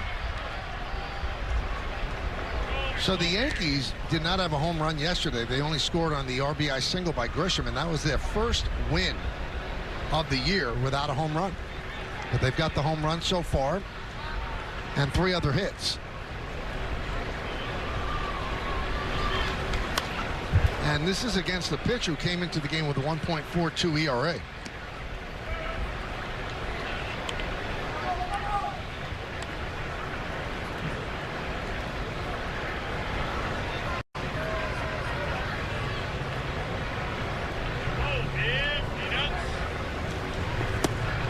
Swing and a miss. Cabrera down on strikes. That is the first strikeout for Boz, who strikes out 38% of the batters he faces. Yeah, and especially on that breaking pitch right there. That was his best one so far. A lot of foul balls, seen a lot of pitches, and then to snap one off right there, tough to hit. Coming off that start, now struggling like this. Ben Rice got hit by a pitch on his foot in the first inning, came around to score. Ben Rice was as surprised as anyone that the ball he hit did not go out yesterday. But Toddy was quick to give a lot of praise to Caballero. He said that was a great catch. He said, I'm going to give Caballero some credit, and I'm going to give the win some credit. You give him both. Caballero only 2 innings in the outfield there, making him look like a veteran in right field. That was such a nice play. 1-2.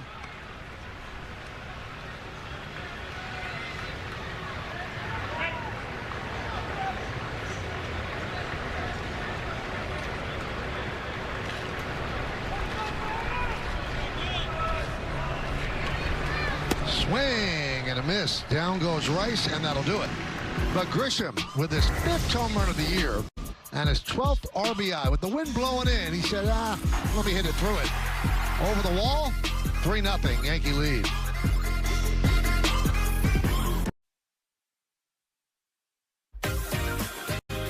Well, it's time for Pinstripe Pride, brought to you by Toyota, the official hybrid vehicles of the Yankees. And today's picture is of the Sargent family. 3 generations of Yankees fans were at a recent game in the Bronx. Like they had a blast. Use the hashtag Toyota Pinstripe Pride. Mention yes in pictures you post to social media to reflect your love for the Bronx Bombers, and we might spotlight you in a future game.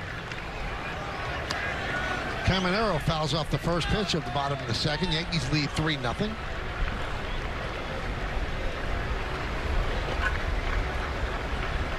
Five-game winning streak for the Yankees, 4-game losing streak for the Rays.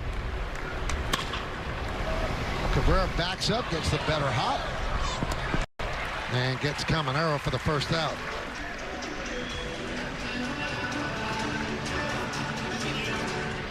Third ground ball in a row for Cabrera. Pretty incredible.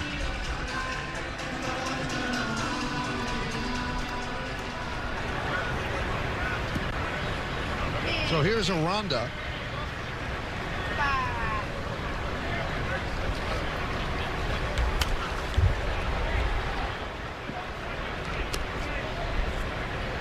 0-1. So the Rays are in a 13-game homestand. One more game, that's the 13th, that's tomorrow. And they have not fared that well in that homestand. 1-2 against the Angels, 2-1 against the Braves, 1-2 against Boston, and so far 0-2 against the Yankees.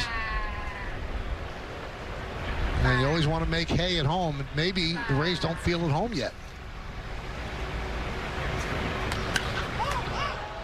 Fouled away. And also, the first 2 games, they've been sellouts. Every single game this year has been sold out, but it has been a majority of Yankee fans. Yeah, and another bright spot for the Rays. This Aranda has been hitting the ball really far and been doing well. Second in most categories behind Aaron Judge.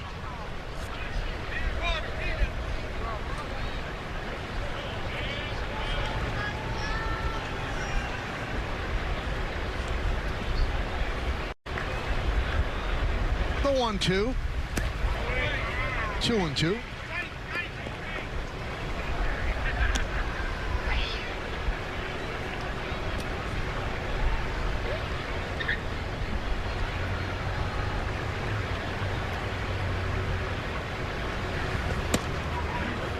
That one just misses, and the count is full at 3-2. And you see Carrasco trying to hit those corners. That's where you want to miss if you're going to miss inside.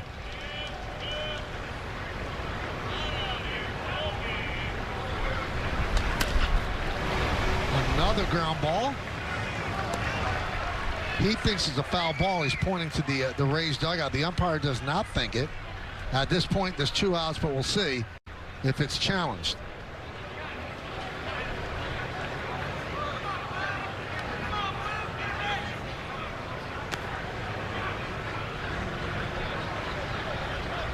Scott Perry is very adamant about not hitting him.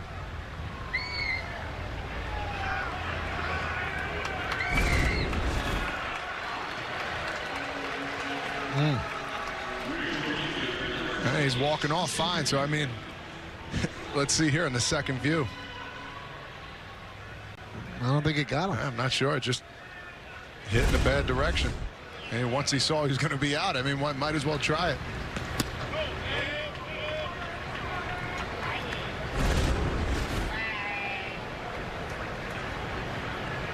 See, it looks like it hits him there because his foot had to turn off his heel, but no complaints after that.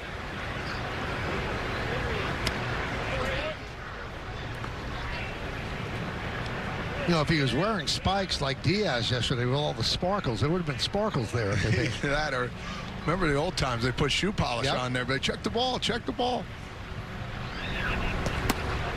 That's old school as they come there, but you don't want to ruin your cleats. No. Oh, it's a good call.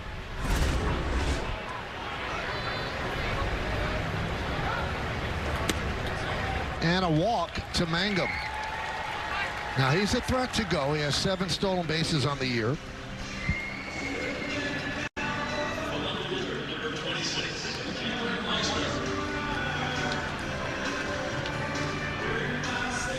And here is Meisner.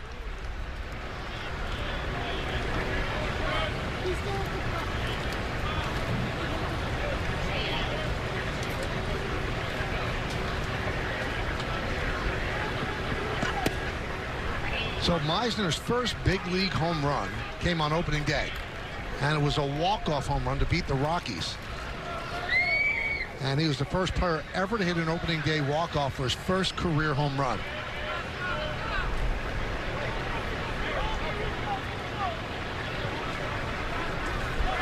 Runner goes, and Wells could not handle, so a stolen base from Mangum is 8th of the year. Must have been a pretty good feeling for Meisner, too, as well. Good pitch to run on, good pitch to throw out, too. Wells just couldn't get a feel of the ball as he came up. They got to start making some waves, the Rays. If they want to score runs, they're going to have to take some chances. The 1-1. 2-1.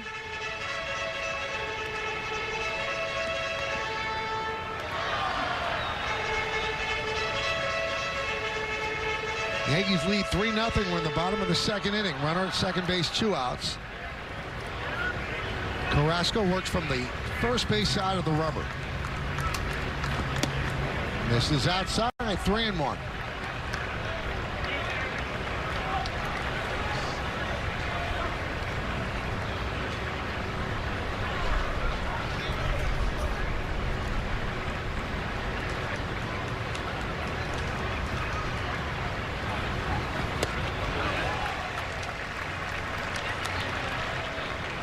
And the count 3-2. Junior Caballero is on deck.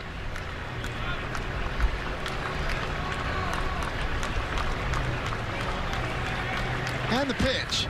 Swing and a miss on the change. Meisner down on strikes. No runs, no hits, no errors. 1 man left.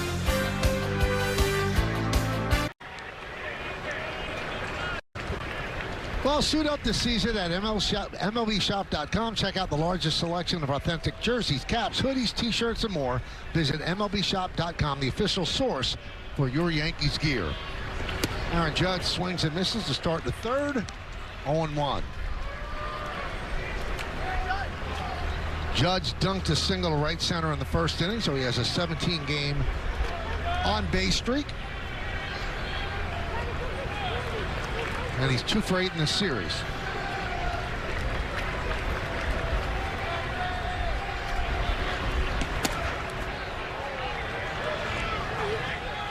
One and one.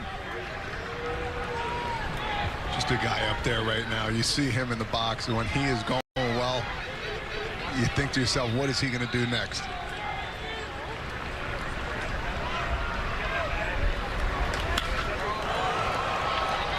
Popped up. Watch this win. Catch is made. Caballero at short. It's like Wrigley Field out there right now.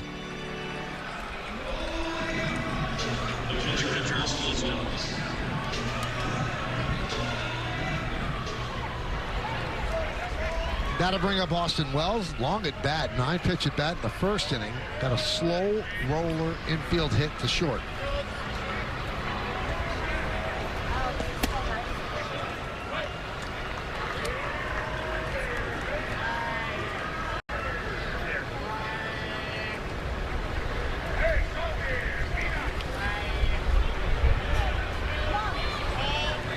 When you're talking sports, it's always a fun topic. Well, what are some of the worst trades ever made? Well, the one that the Pirates made with the Rays has to be one of the worst. The Pirates got Chris Archer from Tampa Bay, and Tampa Bay got Tyler Glasnow, Austin Meadows, and Shane Baz. Whew. I mean, just unbelievable. Yeah, that goes down as one of the worst for sure. 3 really good ball players there. Another teammate of mine, Chris Archer. And it's like the Rays were not going to keep Archer. You know, he's getting to the point where, you know, they don't want to pay him that much, and they got an unbelievable return.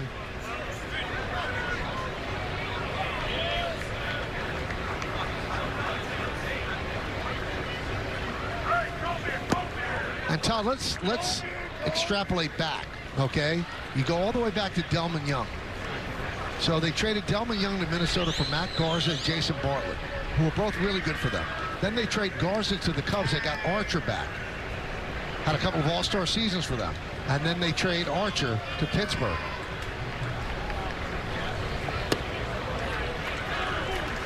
And it doesn't stop there. Then they trade Meadows, who was an all-star in 2019. They trade him to Detroit for Isaac Paredes. Glasnow was great for them. They trade him to the Dodgers for Ryan Pepio and Johnny DeLuca. And on it goes. And last year they sent Paredes to the Cubs for Morel, Hunter Biggie, and Ty Johnson.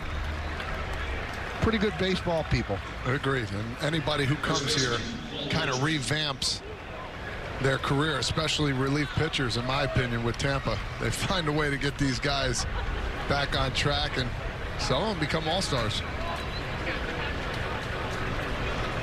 Here's Goldschmidt, 6-4-3 double play.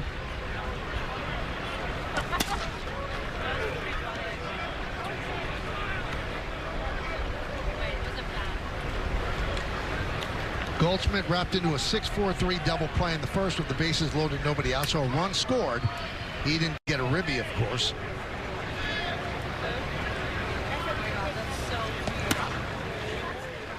Well, let's look at the leaders brought to you by your local Tri-State Genesis retailers. Aaron Judge hitting .387. That leads the American League. Jonathan Aranda second. Paul Goldschmidt is third. Couple of A's, 4 and 5.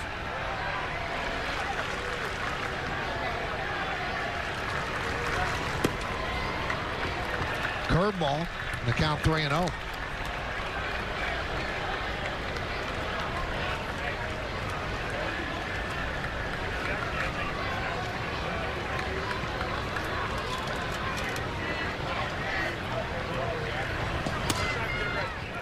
There's a strike, 3-1. Whenever I got the opportunity, 3-0 count, I love to swing on that count, because then even if you foul off or miss it, it's still a 3-1 count. You get another big opportunity to drive the ball.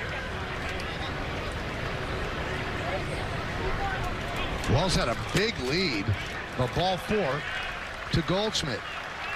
And it's funny you said that, Todd, because our former colleague, the late Bobby Mercer, used to say he hated a green light on 3-0. He said, because if you swing at 3-0, you expect to hit a home run. He said, I'm going to get the same pitch on 3-1. Back then. Yeah. Now I don't know if you get the same pitch on 3-1. No, not at all. And I remember the first time in 2000, what was it, 16, Yadier Molina's catching him. 3-0, Michael Walker throws me a breaking ball. I looked at him, we kind of had a little stare off like, okay, all right, a little respect factor. And I'm like, never the same after that. These guys have pinpoint control no matter what pitch they're throwing. First and second, one out. Here's Chisholm, RBI single in the first. And a strike.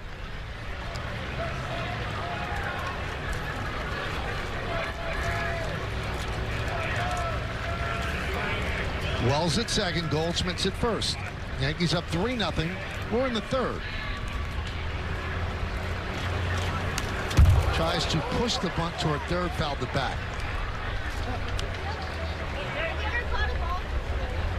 Well, this is a tough spot. That angles, not many come right here. They hit this though. It sounds really loud.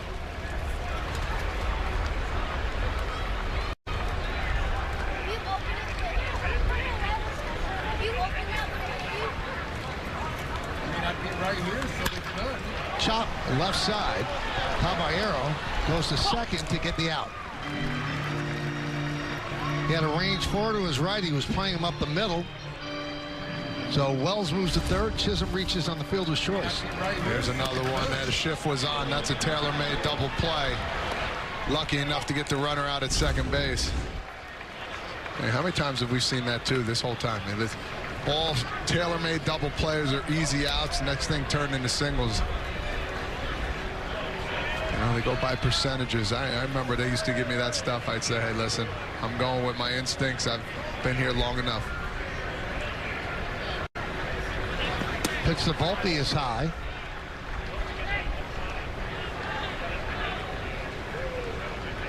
Volpe flied out to right field in the first inning. 3 for his last 35. First and third, 2 men out. Chisholm dancing off first, throw over.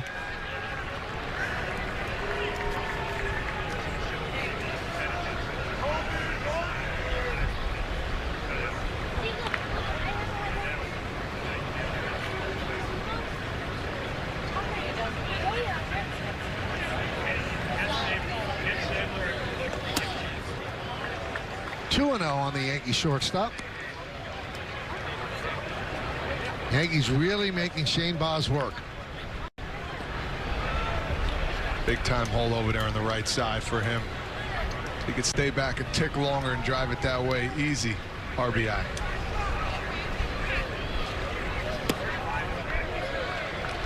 Misses with the curve and the count 3-0. Wide open over there.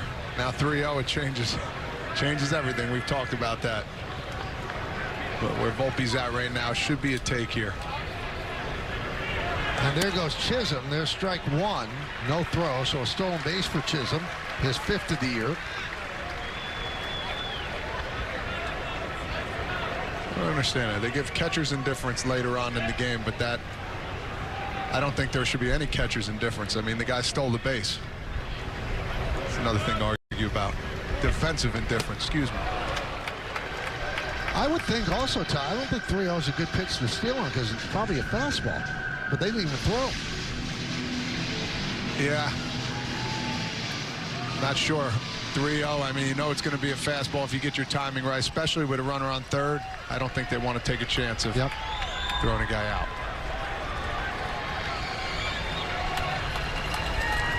3-2 count. Runners lead. And Volpe swings and misses, and that'll do it. No runs, no hits, no errors, and 2 men left. We go to the bottom of the third. Well, let's check out the T-Mobile coverage cam. It had defense on its mind. Yeah, Caballero yesterday and today. He robs the home run from Ben Rice. Spectacular play, one you're going to put for him. He's going to look all the time in this one. Oh, in between the legs, no look. Backwards pass, doubling up, saving a couple extra runs there. Guy hasn't been in the outfield too much. I said it before, 2 innings only. Then put him right back in the infield like nothing ever left. And here he is leading off. And you know what he said yesterday, Todd? He said he likes playing the outfield, though. He said bigger glove, bigger space. It makes sense. And if you can run, a lot more opportunities to make plays like that. And a strike to Caballero. He's 28 years old, 3rd major league season.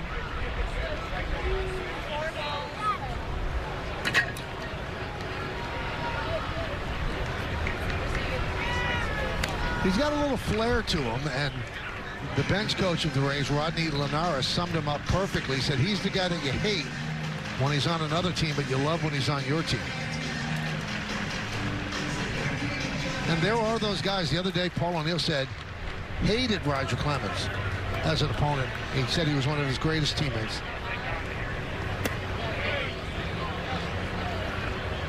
Yeah, usually those guys are really good at their craft, too.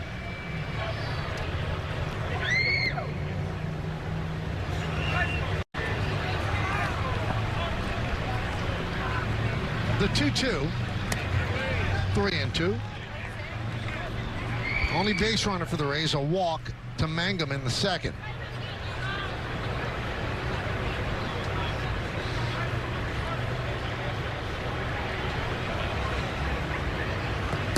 And another walk here to start the 3rd. Now Caballero last year stole 44 bases, led the American League. But he was also caught 16 times.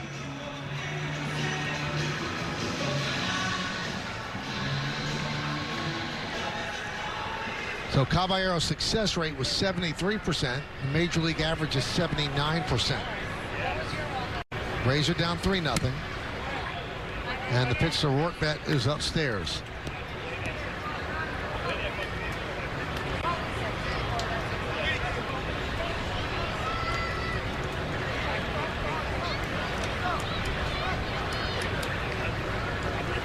And that one gets past Wells, kind of whiffed on it.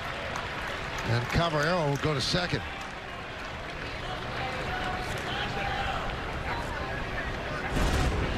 Yeah, just an outside fastball, yeah. Just a whiff. Looked at the glove, said, where'd you go? And that is scored a pass ball, as it should be. Rortvedt finally got off the snide there. Got his first hit a couple days ago. Snapping an 0 for 17.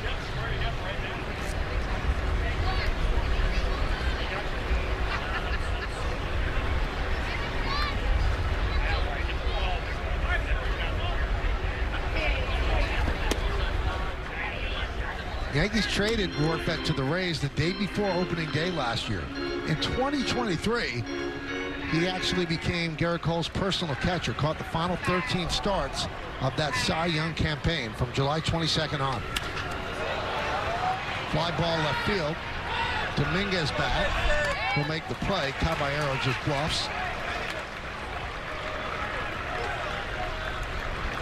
One away.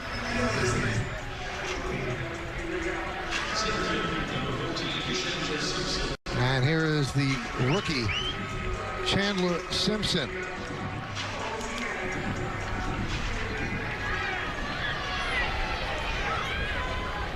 So Simpson gets number 14, which was the number that Lou Piniella wore as the manager of the Rays. And of course, Lou wore that with the Yankees as well.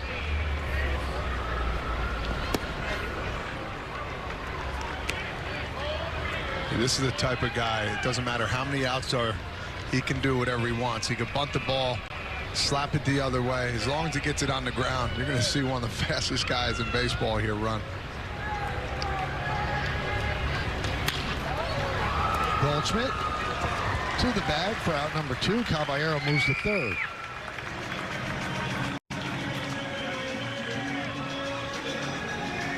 Yeah, we talk about the speed here a little bit, and you saw Goldschmidt. Watch him come up real quick here. Ready? Settle. Nope. Got to come get it. We know who's running. Again, that's knowing your scouting report. So here's Diaz, 0 for 9 in the series, 0 for 1 today. 1-0.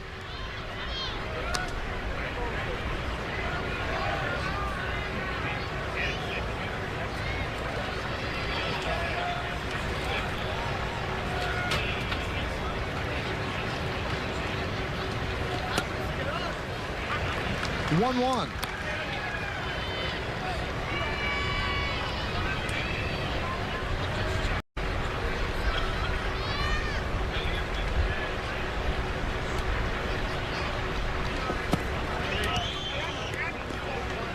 2-1 on the Rays DH.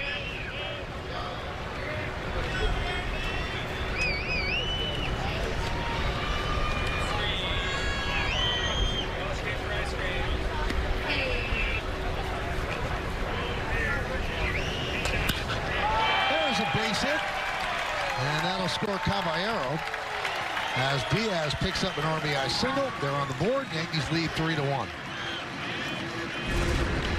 Well, Carrasco's falling behind some hitters right now. That's a good piece of hitting. Stayed through the ball. Found that 6-hole. Nothing you can do there, and the Rays are finally on the board.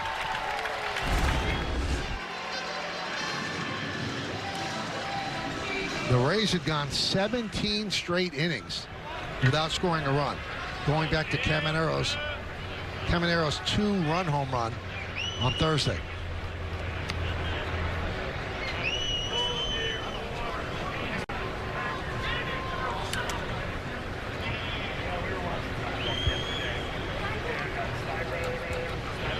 Got to bring up Lau.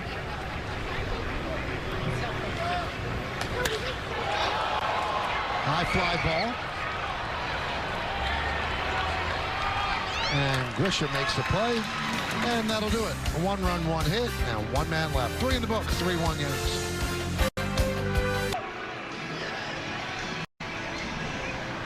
Well, as Trent Grisham comes up to start the 4th, we cook up something special with Hexclad. Join the hybrid revolution at hexclad.com. So Grisham, with 5 home runs first 19 games this year, he had 5 in his first 36 last year. A little better pace. And he leads off here after hitting a home run in the 2nd. High fly ball on the right side. Boy, that was up there as Lau stayed with it to make the play. 1 pitch, 1 out.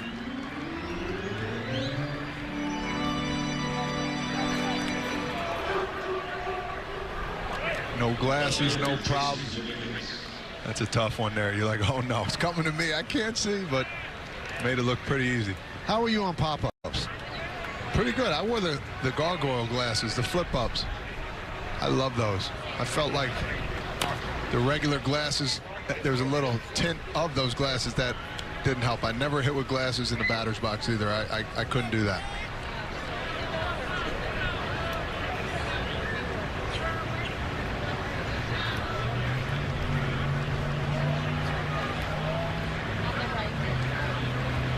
Because I remember, Alex Rodriguez, such an extraordinary athlete, great hitter.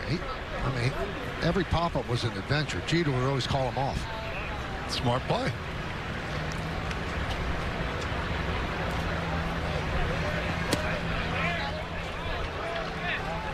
Two and 1.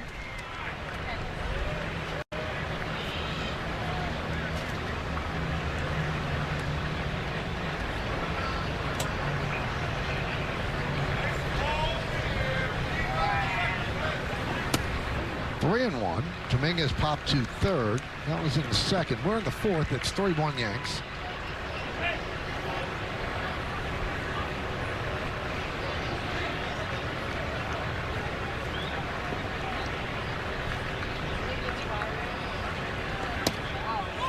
And there's ball 4 as Dominguez reaches. And that'll bring up Oswaldo Cabrera. And we take a look at Papa John's key ingredients. Oswaldo, last 9 games hitting .357, 5 ribbies, and 4 runs scored. He struck out in the second. In this series, he's 3 for 7, and he's 10 for his last 28.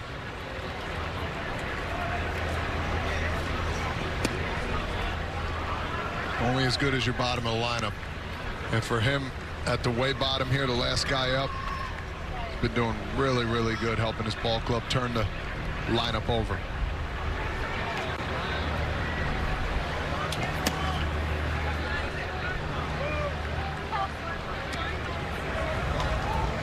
Manuel Rodriguez warming up. This will be the 80th pitch for Boz.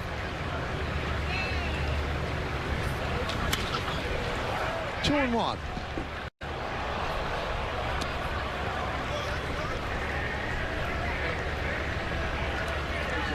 There's a breakdown. That 33 pitch first inning, hard to overcome that. Then he had to throw 23 last inning. He's at 9 here in the fourth, 1 out in.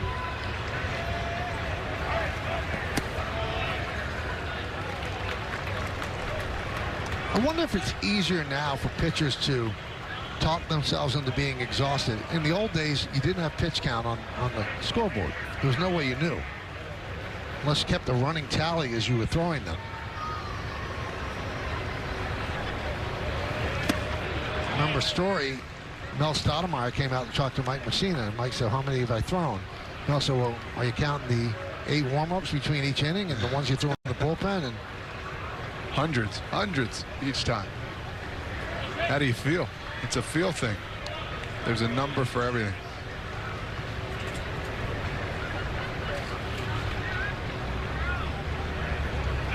Now, when you threw that cut piece to end the Little League World Series, did you know what pitch count was? What your pitch count was? No, not at all. It went by innings back then. Oh, really? I faced a kid first game, he threw like 130 or 40 pitches. They show you at the end of the game, like, oh my gosh, they left this kid out to dry. And there's a walk, so 2 straight walks at the bottom of the order for the Yankees. First and second, and back to the top of the order. We'll take another look at the cut piece, can we? Look at that deception. That kid right there hit 3 homers that game, and I struck him out. Yep. 3 for 4. 3 home runs and a strikeout to end the game. And all these years later, right? That kid thinks about that every single day, that strikeout. I'm sure he does. And you do too. That's going to do it for Boz. Kevin Cash takes the ball. Yankees have runners first. Look at him. God. That's a happy smile.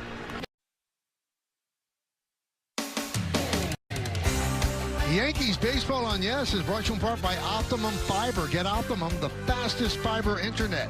Don't take slow for an answer. By your local Kia dealers. Visit kia.com to discover movement that inspires. And by the New York Lottery. Get out there and play.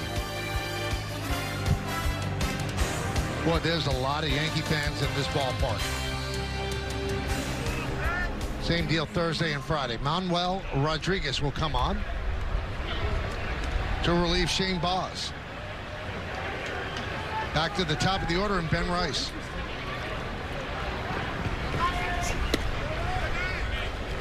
Oh, 0-1. Hard throwing right-hander here, sinker, slider. 97 plus. Going to try and backdoor that slider to left-handers. Run away that fastball. And that one gets away from Rortvedt. And the runners move up on the wild pitch. Thought it hit him here at first. All right, just gets out of the way and then hits the umpire in the back of the leg.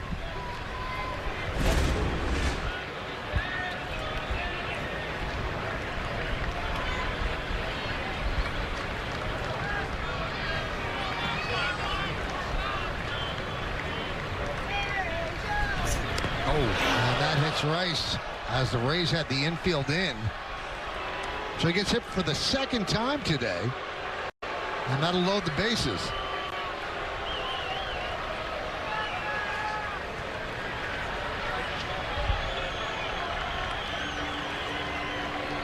They're checking to see if he needs some help, and now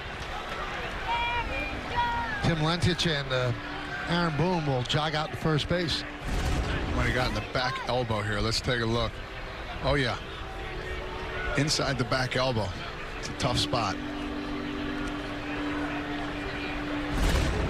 And just like that, Kyle Snyder, the pitching coach, goes out and talks with Rodriguez.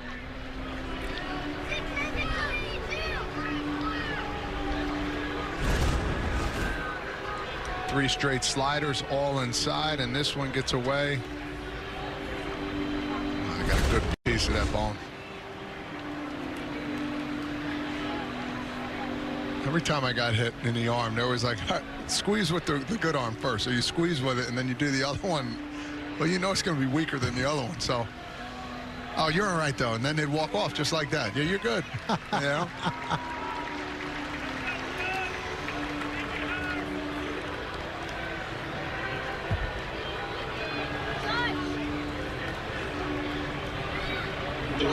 That's the proverbial going to leave a mark. So that brings up Judge with the bases loaded. The captain is 1 for 2. And a strike.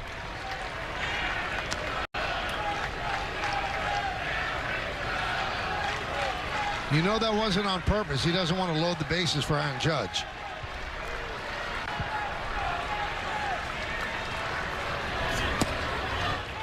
One and one. And that fastball there, that's just to go ahead and chase it. He's going to see a lot of sliders here. It's a matter of seeing one just a little higher than up.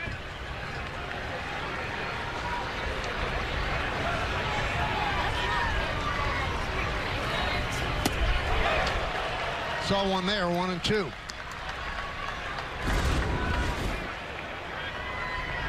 That's a pretty good one right there.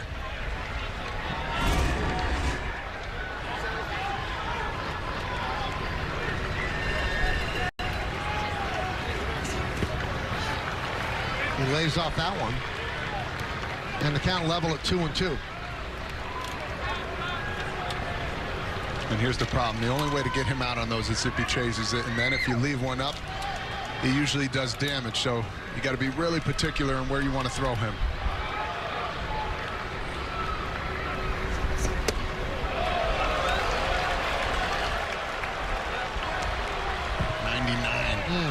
Oh, geared that one up. Just misses on the inner half.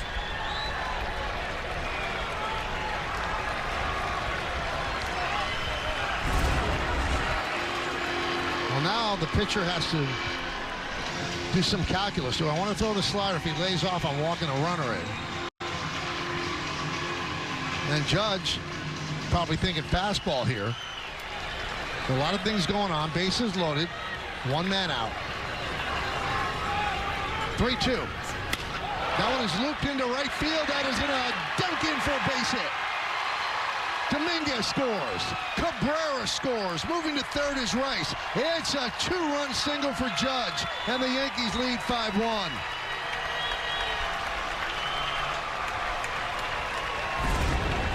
Well, when he gets his opportunities there, left it over just a little bit. 2 base hits to the right side. Gets jammed again, but guess what? He gets the hands through just enough. Time in and time out again. This guy finds a way to get it done. Gets him in a good count, good position. You don't have to hit him hard sometimes. You just got to find the right spot. Now 24 ribbies for Judge. Wells swings at the first pitch and lofts it to right center. And the catch is made by Manga. Tagging is Rice. He will score. It's a sac fly for Wells. And the Yankees are up 6-1.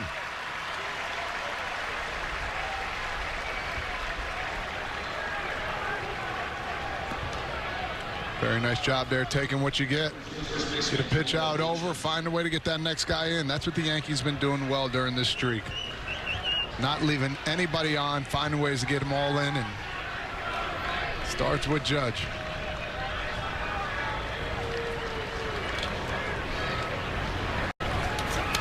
And Goldschmidt fouls it back to the screen.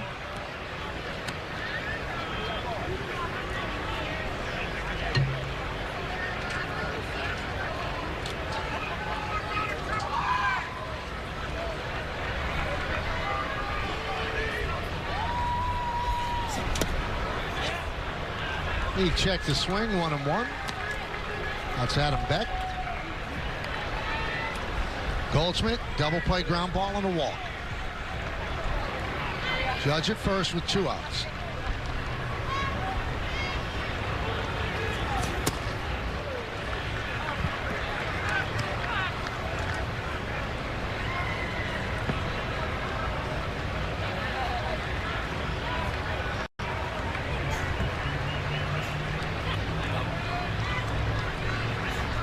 Two one.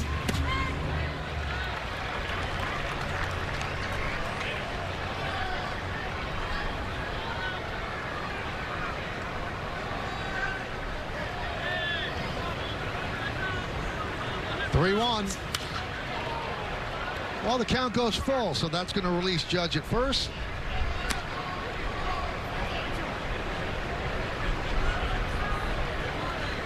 Jazz Chisholm is on deck.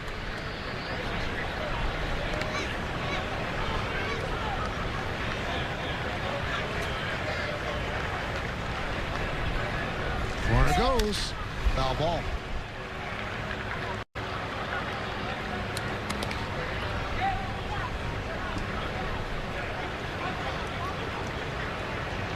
Four walks, 2 hit batters today, so 6 base runners, 4 of them scored. 3 passes come back to haunt you.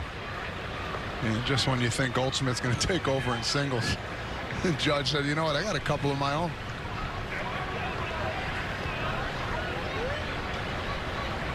So Judge now with 30 hits on the year. Swing and a miss. Goldschmidt down on strikes, but the Yankees add 3. They leave 1. We go to the bottom of the 4th.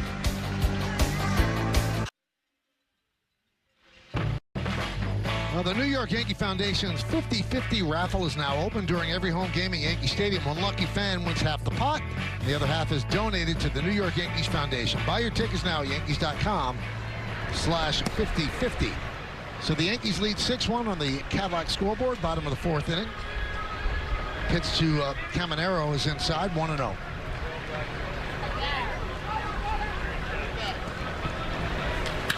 Line drive, it is a base hit. We'll go all the way to the wall. Playing it out in the corner is Dominguez, and Caminero with a leadoff double here in the 4th.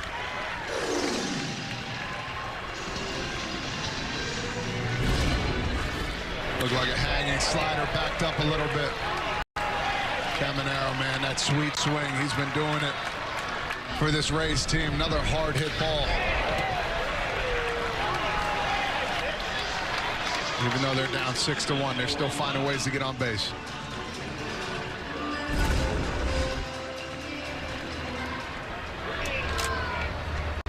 So here is Jonathan Aranda. Tap back to Carrasco in the 2nd.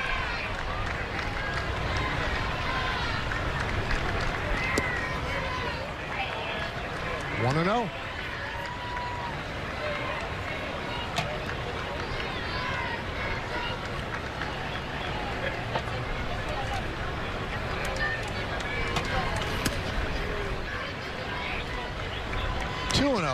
On Aranda.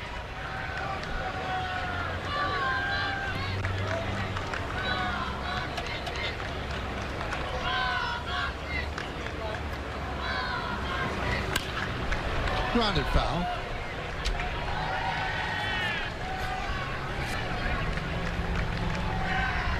As a starter up 5 runs, you're trying to get through at least that 5th inning unscathed, but got to keep throwing strikes.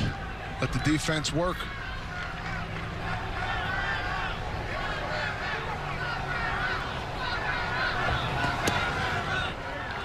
Three and 1 on the Rays first baseman.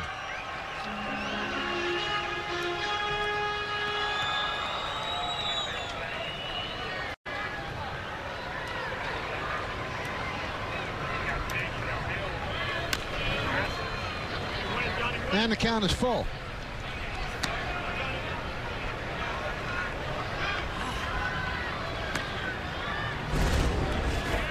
Here's a foul ball.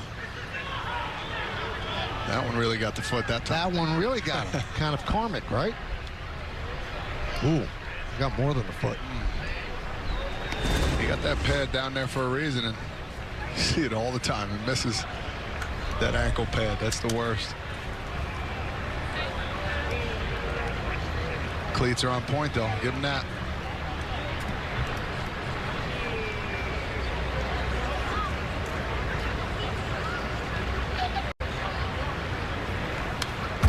Back to the screen.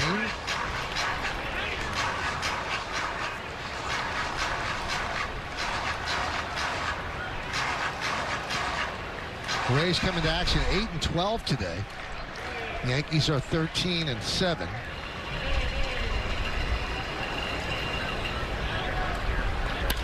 Ground ball grabbed there by Goldschmidt, and he flips to Carrasco for out number one. Caminero moves to third.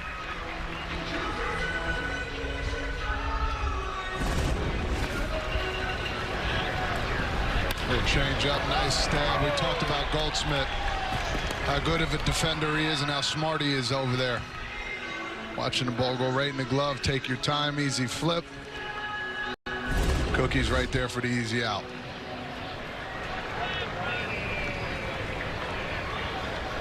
Yankees play back except at third, so a ground ball will get the run in. Pitch upstairs to Mangum, who walked and stole a bag in the second inning.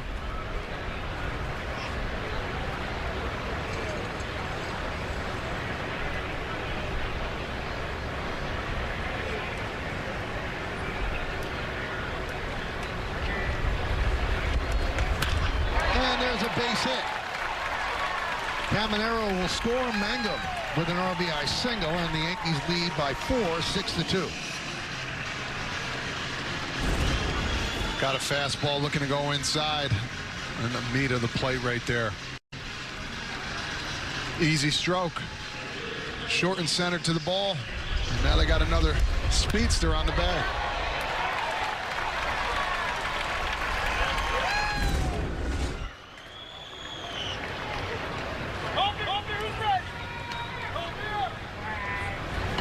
Meisner takes outside, 1-0.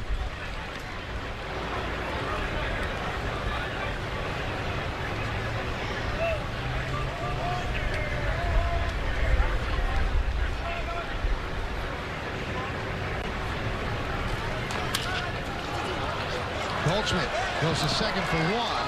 On to first with Carrasco covering, but not in time.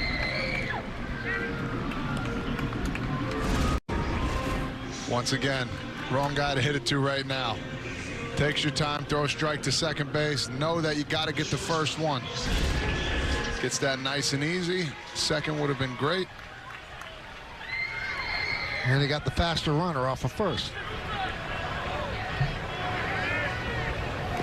Here's Caballero, walked and scored in the third. Bob back.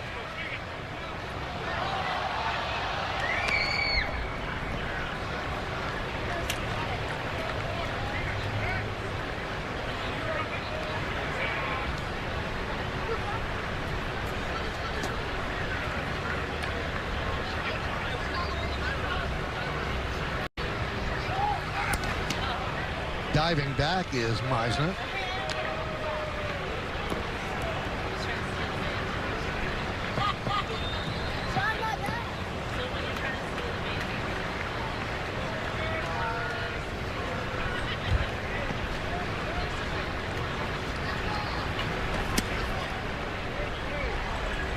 One and one.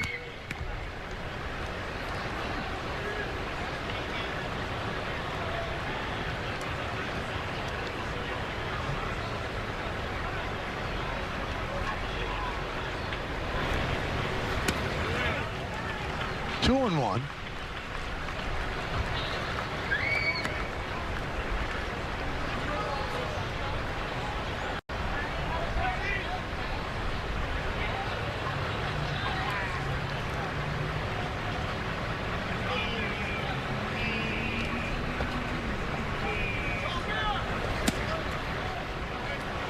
And Carrasco missing the edges this inning. Yeah, I know he's 61 pitches in. It's not that many, but at the same time, he's missing a little bit more. Don't have to nitpick here. Just get your strikes and move on. Fly ball left field going back. Dominguez on the run. He's not going to get it. And it bounces over the wall for a double, so the Yankees catch a break as Meissner has to stop at third on the double by Caballero.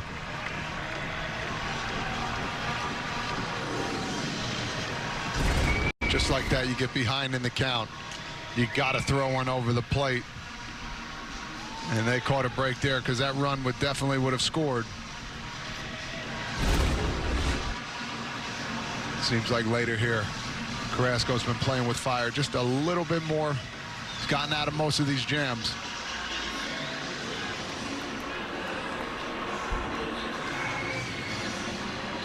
A fast and reliable connection backed by a 100% U.S.-based workforce. So you get the best customer service experience possible.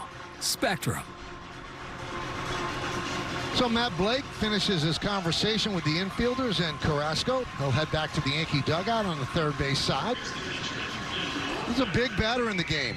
It's 6-2. He gets a hit. It could be 6-4.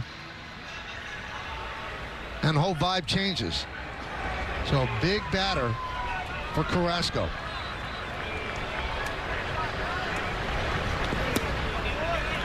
One and 0.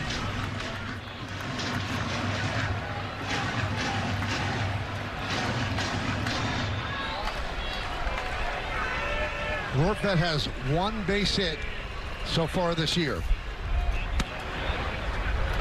And that came on Thursday. Started the season 0 for 17.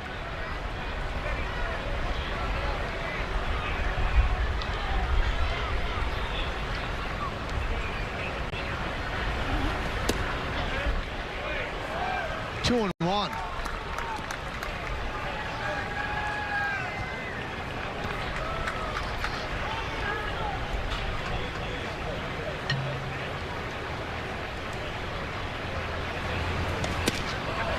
Check swing, did he go? No, he did not. And the count 3-1. Again, behind in the count. See the check swing here. Yeah, did not go.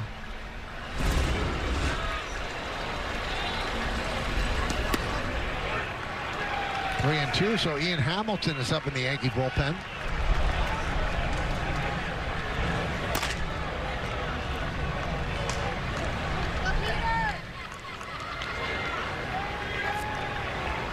So big pitch here. Second and third, 2 outs. Full count on the number 9 hitter, Rortvedt.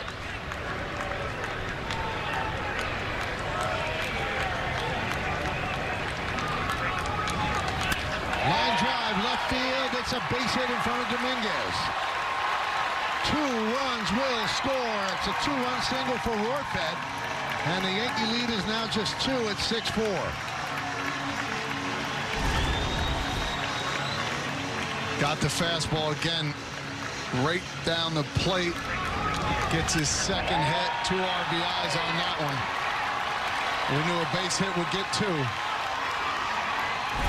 If you're not getting ahead of batters, those things will happen. They're right back in the game. So here's the rookie Chandler Simpson. His first big league game, he's 0 for 2. And a strike. At AAA this season, Simpson had 22 hits, 21 singles.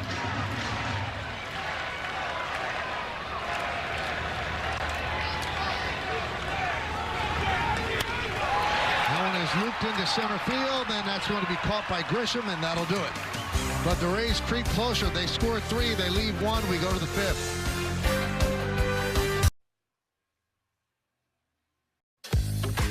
Well, come out to Yankee Stadium on Friday, May 2nd when the Yankees take on the Rays. It's Jazz Chisholm basketball jersey night. The first 18,000 guests in attendance receive a Jazz Chisholm basketball jersey courtesy of StubHub.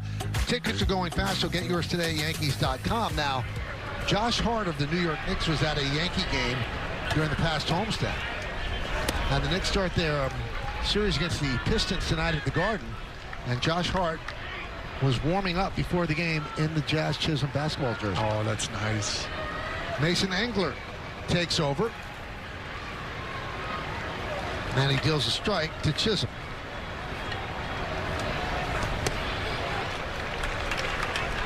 Yeah, Mason Engler, he's got a lot of pitches he throws. Not afraid to throw him at any part of the count here too as well. Not that overpowering.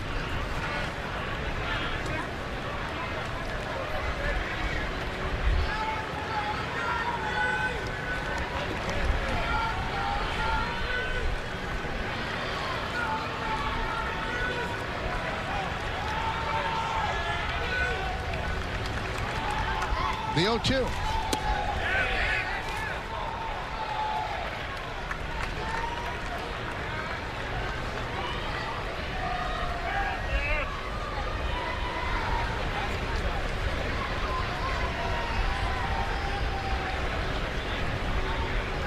And the righty deals. 2-2.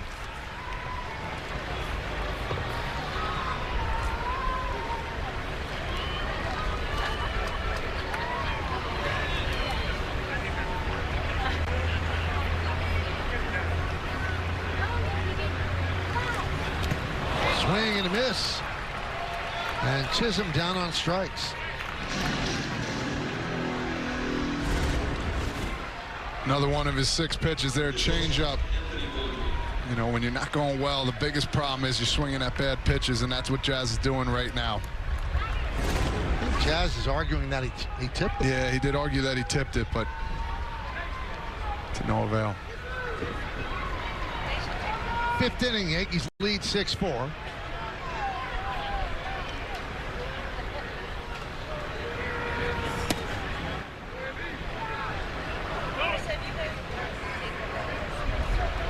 Count 1-0 on Volpe, who's 0 for 2.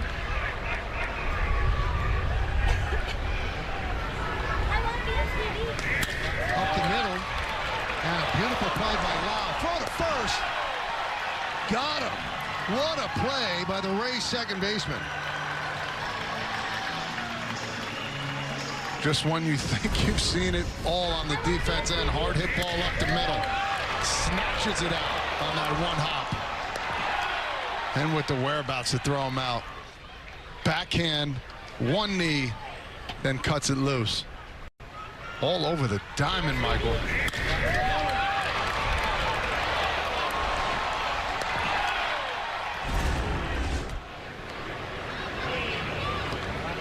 So 2 down for the Yanks in the 5th.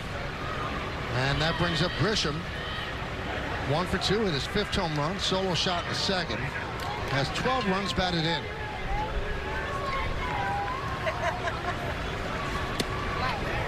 And a strike. Engler, 25 years old, came to the Rays in a February trade from the Tigers for Drew Summers.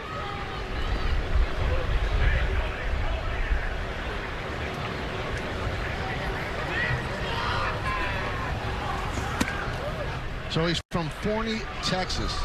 So in Forney High School, he set a Texas high school record with 55 1/3 consecutive scoreless innings, and that breaks the mark held by David Clyde.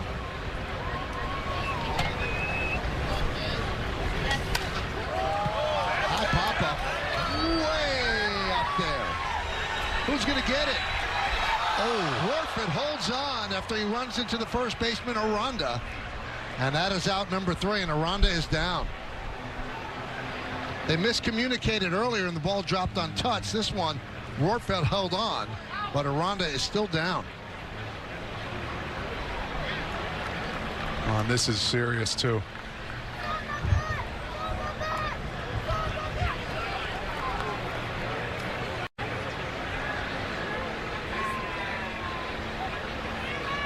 Oh, he got an elbow to the face.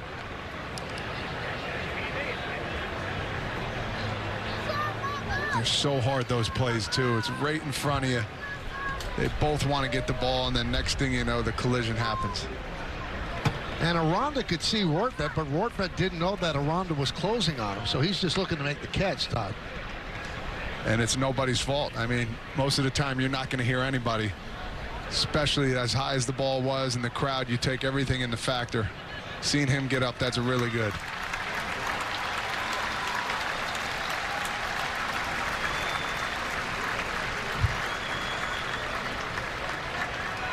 And I think he got him right in the nose there, maybe a elbow to the nose, and now he's walking off. That's a really, really good sign. Well, the Yankees go down in order in the third. Aranda runs full speed into the left arm of Rortvedt. We're halfway through. Yankees up by 2.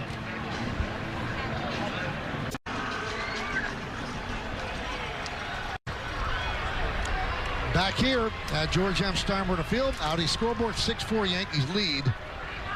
Bottom of the 5th inning.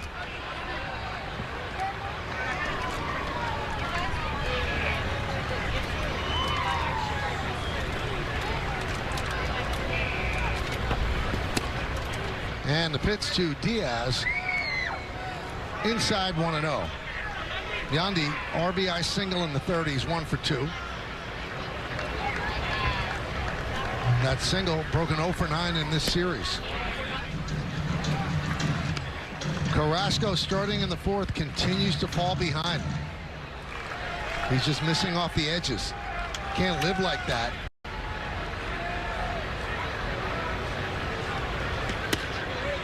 There's a strike.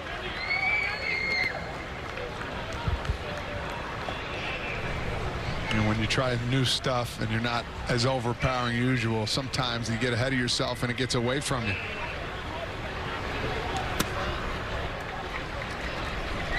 You got a bunch of different pitches. You've mastered all of them, and then you get in a situation where you don't have a feel here, especially in these last couple innings.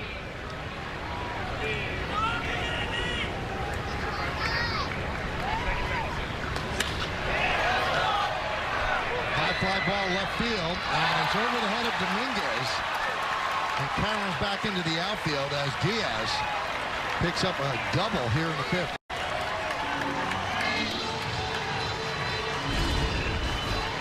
Again, 3-1 count.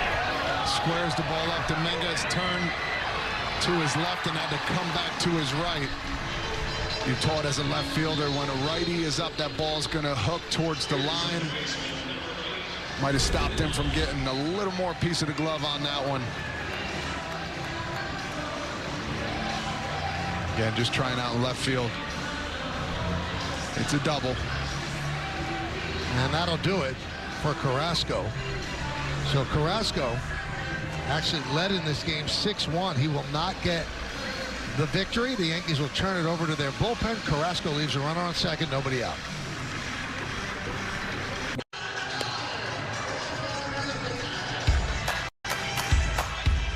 Fans, the YES app has moved to the Gotham Sports app, your new home for streaming live Yankees games and so much more. Free with an eligible TV provider subscription. Download the Gotham Sports app now or visit GothamSports.com to get streaming.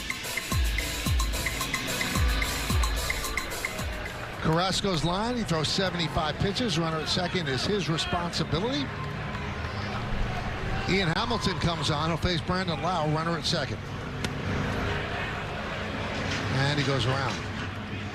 0-1. Had a good outing last out 2 days ago. Sinker, slider. You know, that slider's one of his better pitches.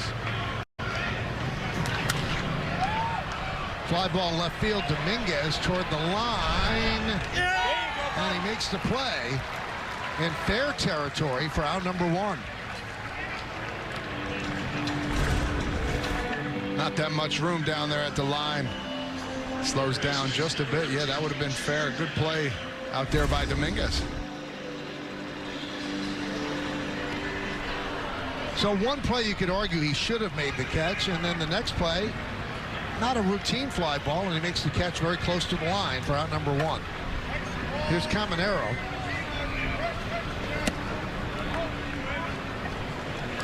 One and 0. Shadows are coming into play now with the 4 o'clock start.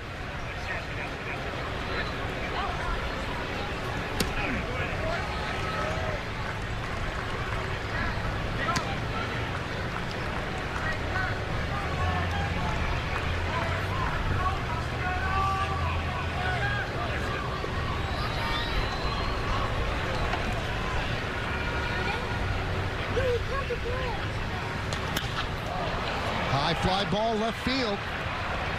Dominguez runs out of room.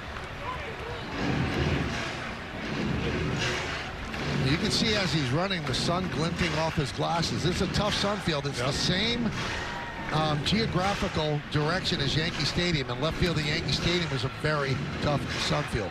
It is, and the ball usually comes back, you know, with no wind over there at Yankee Stadium, but here kind of stays around that area in foul territory. And you have a little bit of a break at the stadium because you have the multiple decks. Here you're just looking at sky. And it's windy. Swing and a miss. There's that Slambio. 2-2. First time we've seen Caminero a little off balance, too.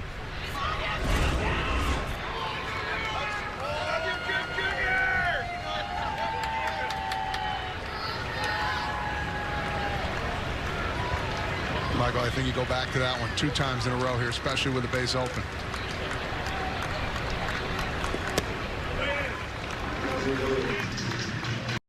Three and 2. Let's see if he goes to it now.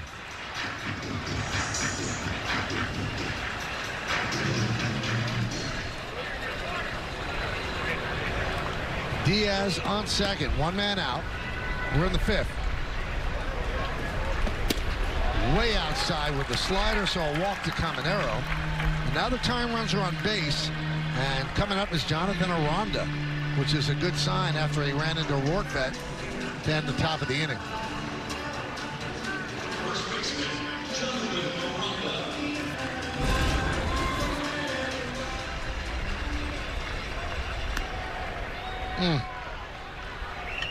You almost wonder if there was a whiplash effect as well. Yeah, I agree. And then Rorkevet's arm got hyperextended going back, and I think that's what he was feeling for, too. Aranda 0 for 2. Grounded to first and grounded back to the mound. Pitch outside. 1-0.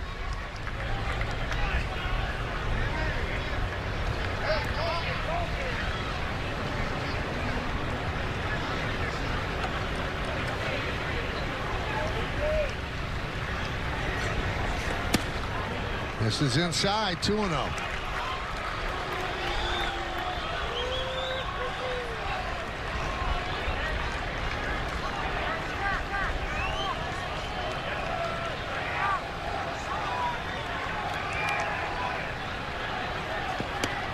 There's a strike.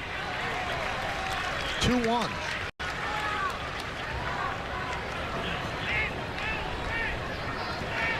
So Carrasco goes 4 plus 1 batter.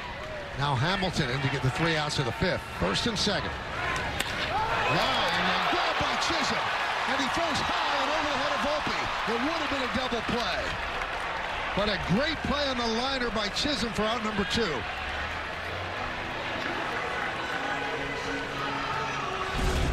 What an excellent play here, too. Full extension, dives in.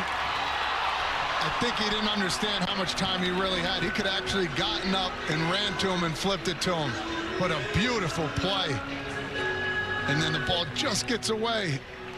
Oh, Volpe was a little tall there. That would have been an easy double play.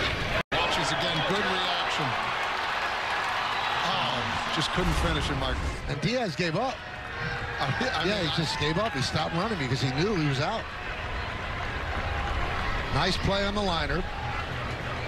Here's Mangum. 2 down. Slice foul.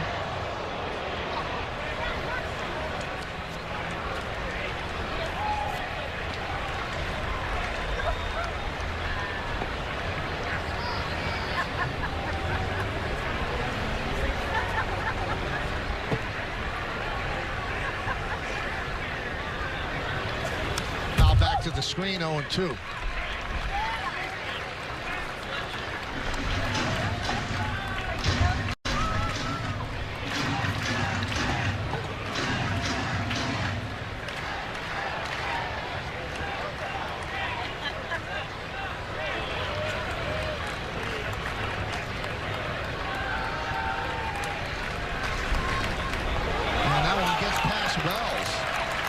Now the tying run moves into scoring position, second and third with 2 outs. Kind of a spike slider right there. Nothing you can do. That was about 5-6 feet before home plate.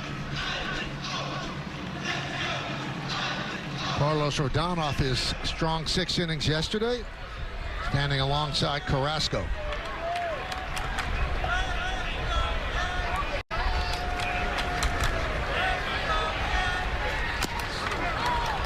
Fouled off the foot of Mangum.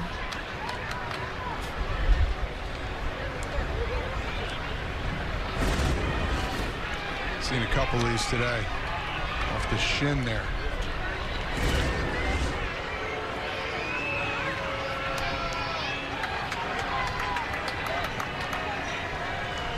Well, Yankee pitchers, when it's 50-50, that's not great. So 46 balls, 45 strikes. And that really started to turn in the 3rd and 4th inning with Carrasco. When you're pitching from behind as a batter, you're waiting for that one pitch to drive, and you're usually going to get it, and they have taken advantage. You haven't seen that too often from the Rays these last couple of games.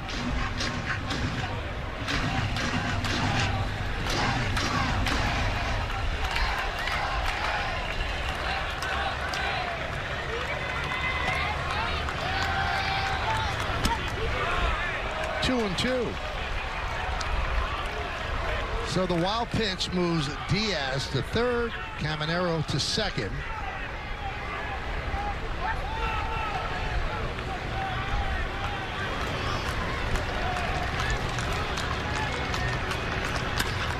High fly ball, deep center, going back Grisham. Still back. And he makes the play, battling the sun, battling the wind, and he hauls it in for the final out. Wow.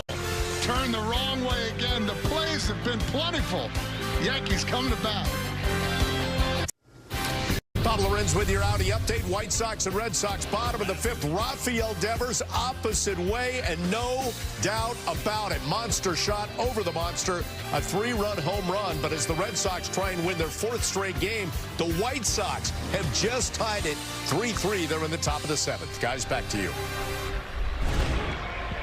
Thank you, Bob. We go to the 6th inning. Yankees up by 2. Englert in for a 2nd inning of work. Montefiore Einstein scoreboard 6-5-0 Yanks, 4-6-0 Tampa Bay. Englert drops a breaking ball into Dominguez. Dominguez, Cabrera, and Rice here in the 6th. Wrap foul. It's going to be interesting to see if Rice hits in this inning. Remember, he's the DH. He got plunked on that back elbow, and when he came off the field, he did go back into the clubhouse with one of the athletic trainers, so we'll see if he comes out. Yeah, I think that's the right idea. I mean, be cautionary. Hopefully it's nothing. They just want to get a quick check, test the arm strength, test the muscles, all that kind of good stuff.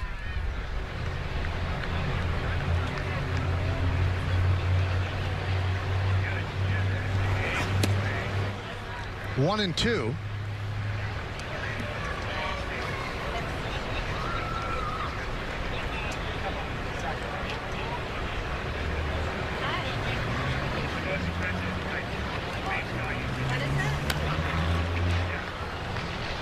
Fouls it off to stay alive. Along with Todd Frazier and Meredith Marakovitz, I'm Michael Kay. We thank you so much for spending part of your Saturday now evening with us. We appreciate it. 6th inning, 6-4 Yankees lead.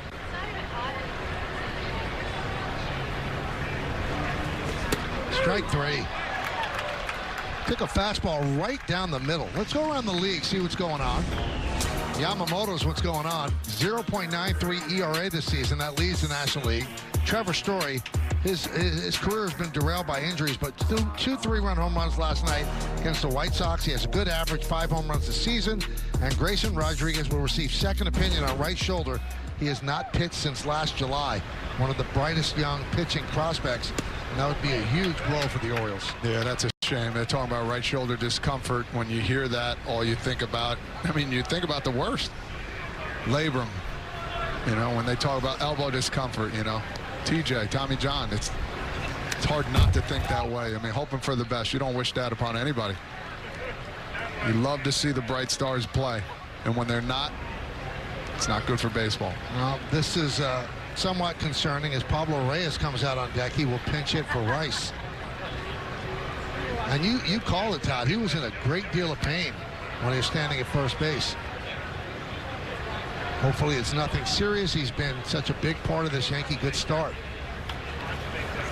Yeah, sometimes when you do get hit in the bone area, it's tough to get the movement back. So again, like we talked about, we're not speculating, but we're just hoping that it's basically a bruise on that elbow, but it did hit it. Got him clean there, so it's in a weird spot. 2-2.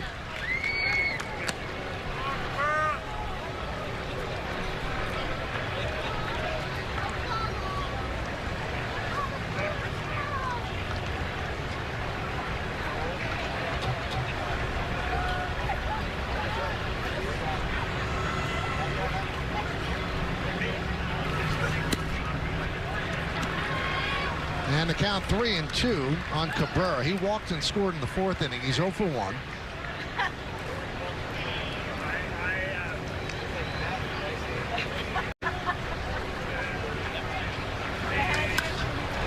High fly ball.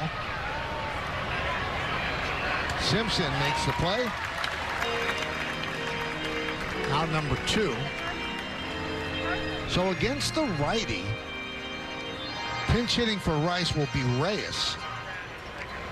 Now they do have Vizcarra, their backup catcher, and Cody Bellinger from the left side, but they're electing to go with Reyes here, who has not seen much action at all.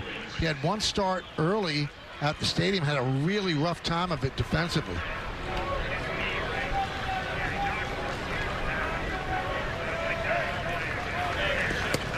Yeah, I think 2 outs, nobody on. I think Bellinger's a guy you bring in with an opportunity to get RBIs in, and then you have a backup catcher. You don't want to burn him too fast. So I think this is the right move.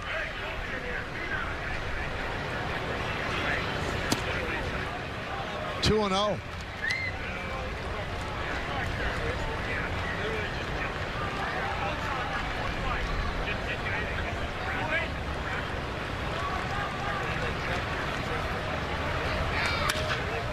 Grounded to short, tough hop.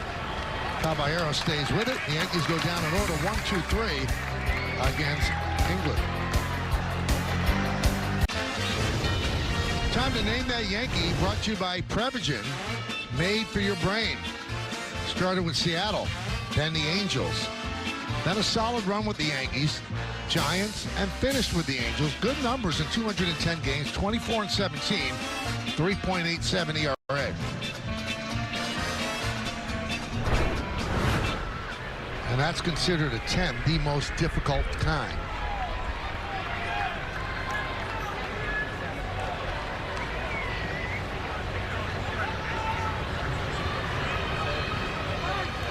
So Meisner against Hamilton.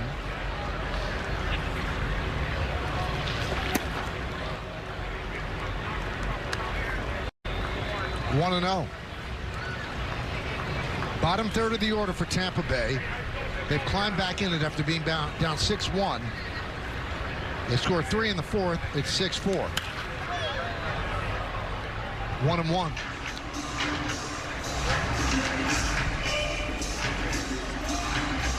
We saw Biggie yesterday. He's warming again today. Kevin Cash trying to piece it together after one of his best starters. Shane Baz didn't have it today.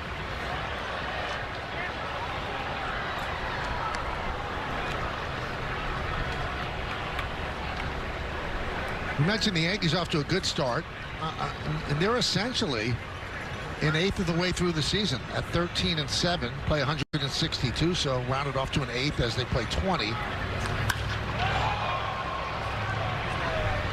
There's Grisham. One down. Well, if you're wondering, that is a .650 winning percentage, and what does that come out to in 162 games? 105 wins. Yankees will take that. Oh, anybody will. Yep.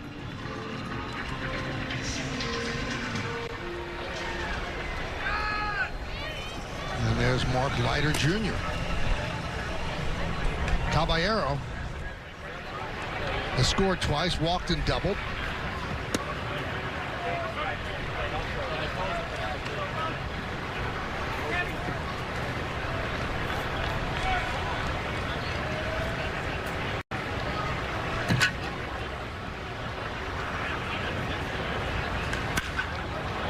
Left field, Dominguez will make the play. 2 outs. Seen this in a long time, throwing strikes. Letting the batter swing the bat here a little bit and letting the defense work. Hamilton does. He's got that nasty slider, but he also has that get me over one for a strike, and that usually does him well too. There's Ben Rortvedt, big 2-run single in the 4th inning to make it 6-4.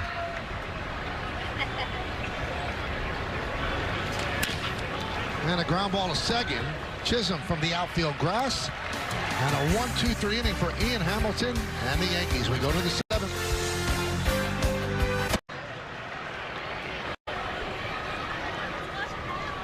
We go to the 7th. Ford scoreboard. Yankees lead 6-4. Hunter Biggie comes in, and he will face Aaron Judge.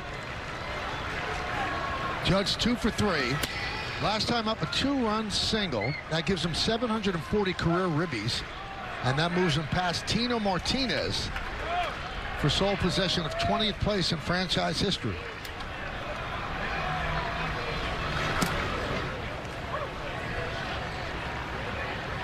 $2-0 on Judge. .395 with his 2 for 3.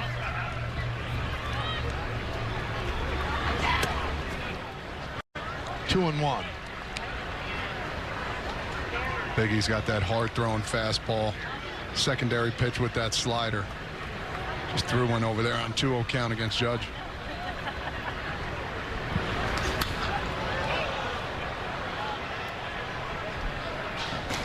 Two and 2. Time for today's injury report, brought to you by Monitor Einstein, the official hospital of New York Yankees.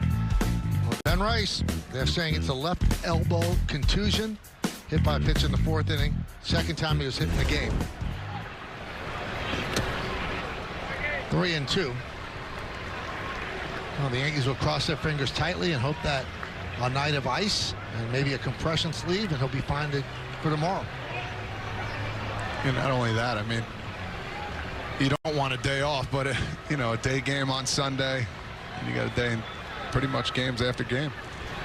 Swing and a miss. Judge down on strikes.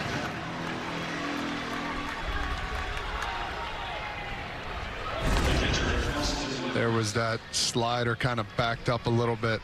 Those are the hardest ones to hit. I think about guy Bronson Arroyo. Really good at backup curveball sliders. Just not a natural pitch.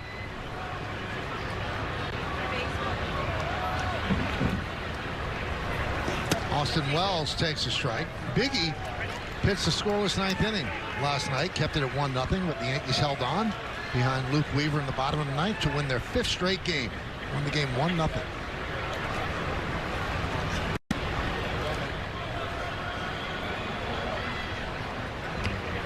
And it's rare for them to win a game 1-0, especially in this day and age with home runs. And last time they had a 1-0 win, June 24th of 2023 against Texas.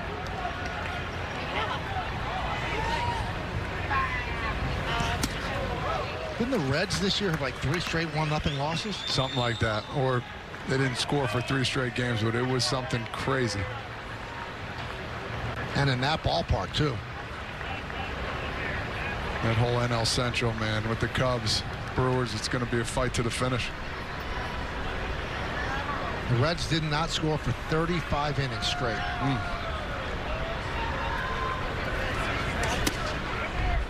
You think of hitting coaches, I mean, you're sitting there like, oh no, what do I need to do next?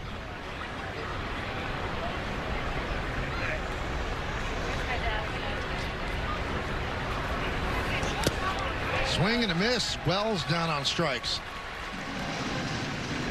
2 away. Hey, tomorrow on Yes, Max Fried, who's been great, takes them out as the Yankees and the Rays wrap up the series here at Steinbrenner Field in Tampa.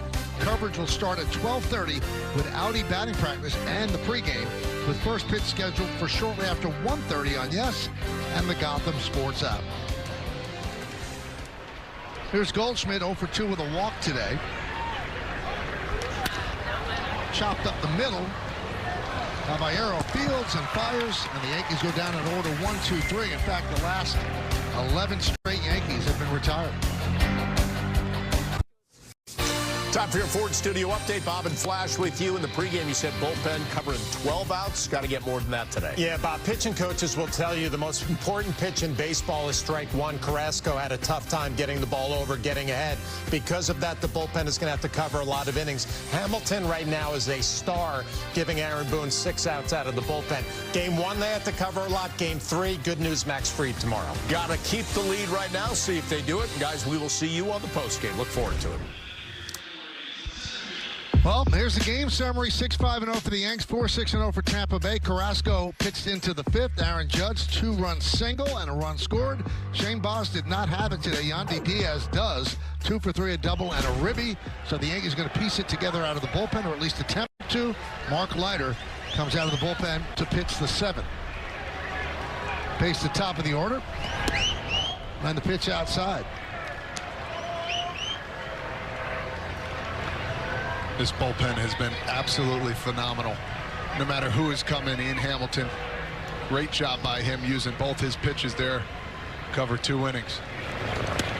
Well, during the 5-game winning streak, the bullpen is pitching to a 0.90 ERA.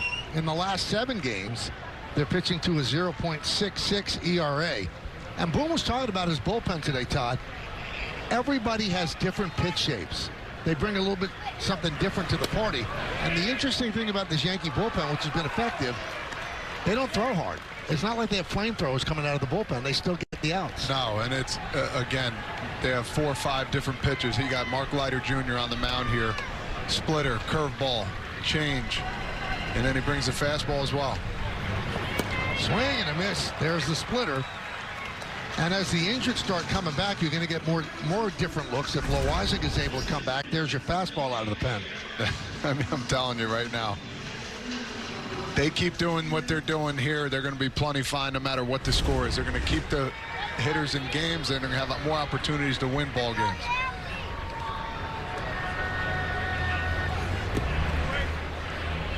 Count 1-0.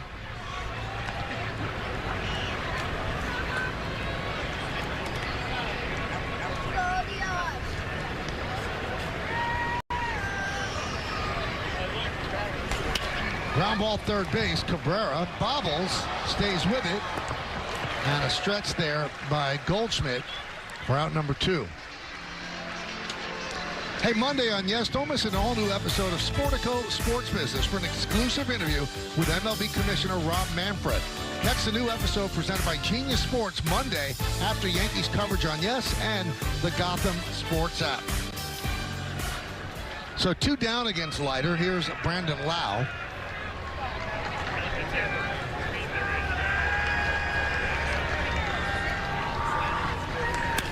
That one is lined to right field. Battling the sun is Judge, and he fights it right into his glove for the final out. So Lau hit it hard. Judge put it away, and the Rays go down in order. It's time for the Optimum Don't Take Slow for an Answer replay. These are the last 4 guys to steal 100 bases in a season. He's going. The pitch is high. The throw is safe. He stole it. Incredible. There's Ricky. And that's Vince Coleman. That's the last guy to do it. And 104 stolen bases last year by Simpson, who's in center field for the Rays, but hasn't been able to get on. So these are the last 5 players. Maybe we don't have video of Billy Hamilton, so you're going to have to imagine that. Yeah. Very surprised. And it's not your Billy Hamilton. No, not at all.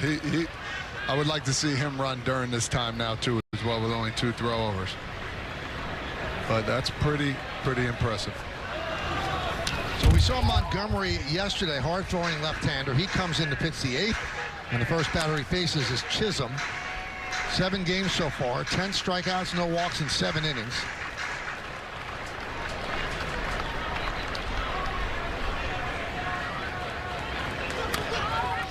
right back to Montgomery. One down.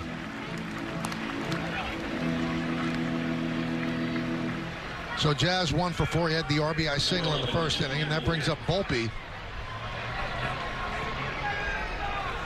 And what they've been doing, and Montgomery has the stuff to do it, is just attack him up in the zone with fastballs. Let's see if they change. And you don't tell this to many, but I would cheat here a little bit so your timing is a little bit better for Volpe. Cheat fastball. So when you say cheat, what are you saying? Start sooner and try and drive the ball down the line. You know, it doesn't necessarily mean you're going to do that. That might get you on the right time and the right path too. So 0-1 on Volpe.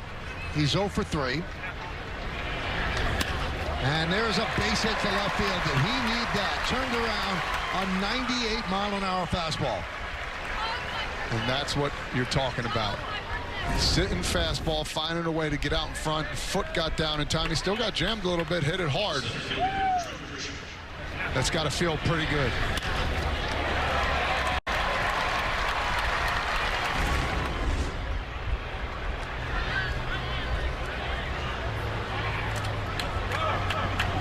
And that brings up Trent Grisham, a home run in the second. He's 1 for 3. 5 home runs on the season.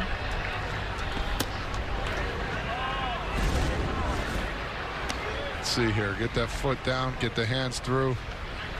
Very nice. And again, that pitch was waist high. Anything higher than that, he's not going to catch up to right now. But when he is going well, he'll hit anything. Let's check out the exit velocity presented by Spectrum. This is on the Grisham home run in the second. 100.5 miles per hour off the bat. Traveled 379 feet into the pavilion out there in right center.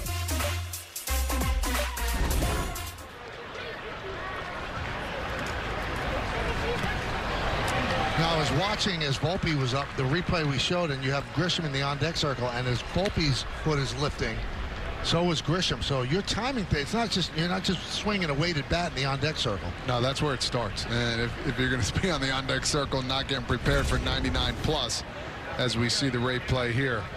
Yep. Beautiful thing. That's why pitchers don't like guys out of the on-deck circle behind the plate.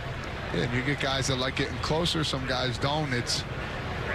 I was always the guy that tried to get up there as quick as possible, so I can try and get my timing down all the time, and most of the time didn't matter anyway. 1-2. 2-2.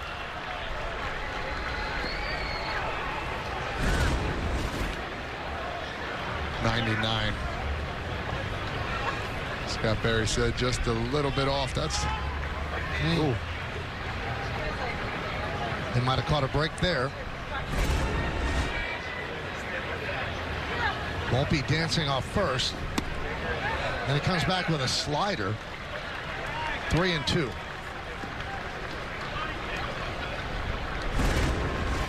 That's a good take right there. Think one and react, especially with 2 strikes. See the ball deeper.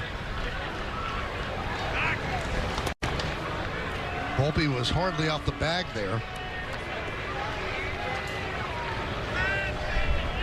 1 on, 1 out. We're in the 8th inning. Yankees lead 6-4.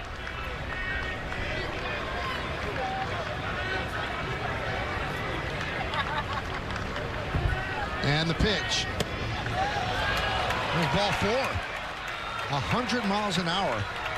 And he took ball 4. So first and second, 1 man out. That'll bring up Dominguez and help the bat from his weaker side.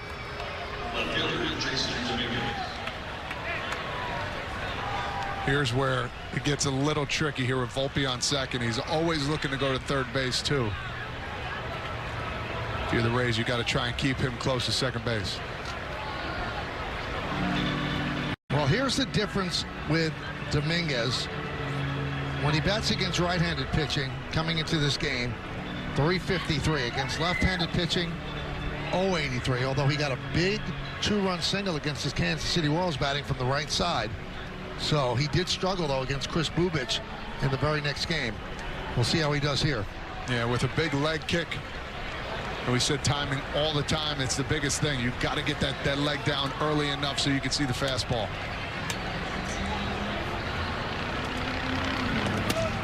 And they gave him the slider instead. And I like how he shortened his leg kick up too as well. He didn't bring it up as high.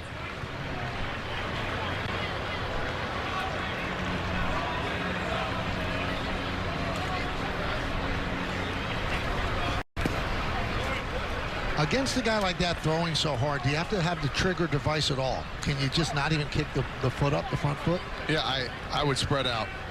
You know, facing Aroldis Chapman plenty of times. He goes 0 for 9 or 10 against him. I squared the ball up sometimes, but got to find a vicinity where you want to hit it. 1-1. Grounded to second. There's one, and there's two as Montgomery works into and out of trouble. We go to the bottom of the 8th. 6-4 Yanks. All right, it's time to name that Yankee. We gave you the clues. Now, this is a tough one. This is considered the toughest that we do. You have any idea? Don't even look at me. All right. No clue. Rich Monteleone. Love it. Good Irish name. Who ended up being, you know, Joe Torre's bullpen coach for a couple of years. He pitched in Buck Showalter's bullpen for the Yankees. Spent a lot of time with the Angels as well.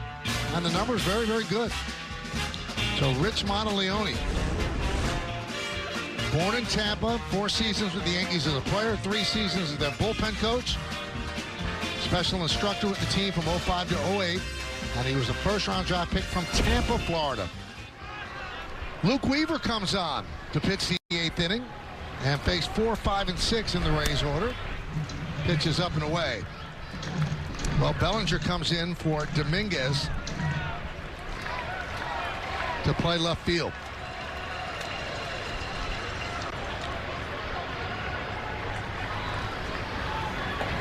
Luke Weaver pitched so well in the 9th inning yesterday because they didn't want to use Devin Williams. He'd been pitching a lot, but Devin Williams is available today, so that's why Luke Weaver's pitching the 8th. And if there's a lead to protect, Devin Williams will pitch the 9th. So good job by Hamilton and Leiter. And Michael, you mentioned Luke Weaver pitching yesterday, 1, 2, 3 in that 9th inning with 2 strikeouts, and his velocity was up a tick. His fastball around 95 miles an hour. That had kind of been a storyline throughout spring training and early this season. And he said, I'm not worried. This is generally how I start off. It gets better as time goes on and I get more reps. And I spoke to him about it today, and he said, see, I told you I'm not worried. Were you worried? But he did say the warm weather had something to do with it. Everybody's starting to feel a little bit better on the mound, and he's obviously been dialed in to start the season. 10 scoreless innings, did not allow a run, just 2 hits, and struck out 10 on the year. And 11 right there. A beautiful change up there to strike out Caminero. Look at the bullpen budget. Brought to you by Citizens. Make sense of your money with Citizens. So Weaver pitched yesterday. Leiter 2 in a row now. Fernando Cruz pitched yesterday as well. They'll try to stay away from him. But Devin Williams is available today after being off yesterday. Here is Aranda.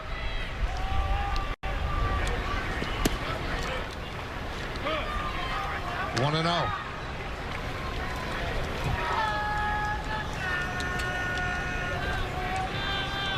Aranda 0 for 3. Last time lined out sharply to Chisholm. And a strike with the fastball. And that is the closer for the Rays, Pete Fairbanks. They'll have him pitch the top of the 9th inning to keep it right here.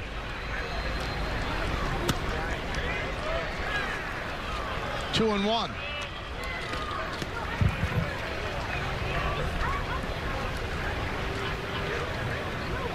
They kept Aranda at bay here with the power numbers. Guy who came in here real hot too for the Rays. Boy, that changeup, such a weapon. 2-2. You know, there's never any concern about Weaver unraveling. You see Jazz is checking out the sun. He had some of the biggest outs last year in the Yankees' march to playing in a World Series. He was the closer. He took that role when they demoted Clay Holmes into a setup guy.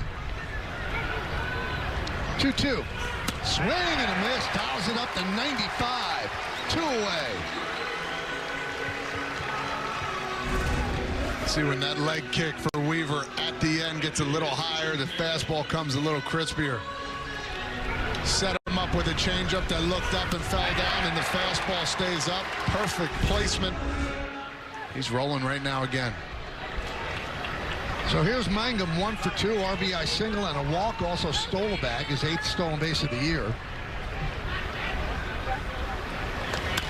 And that one is chopped to Goldschmidt. Weaver covering, and he beats Mangum to the bag for the final out. So a nice, easy peasy 1-2-3 inning for Luke Weaver. And we're going to go to the 9th here in Tampa. It's time for the Audi Electric Moment. Experience a fully electric Audi vehicle at your local Tri-State Audi dealer today. It's been a glove story so far. Yeah, and it has. And it first starts off with Goldschmidt. This guy has been really good. And then the flashing leather of Jazz over there. Look at Grisham going to get it. It seems like there's 2 or 3 great plays a game. In between, hop there by Goldschmidt. Finally makes the play, makes it look easy. These guys, man, I tell you right now, this defense is stepping up. Well, one of the things they wanted to do in the offseason was tighten up the defense, and you could see they've certainly done that. This is a different defensive team than last year. Obviously, Jazz Chisholm is a plus defender at second, and Glaber at times struggled at that position. And although they're not getting much offense out of third base, more than they thought, they're getting pretty good defense out of both of the players at third. And you've got Grisham and Bellinger, so yeah, it certainly has tightened up the defense, and Goldschmidt's been great at first. Pete Fairbanks, 5th reliever, used by Kevin Cash.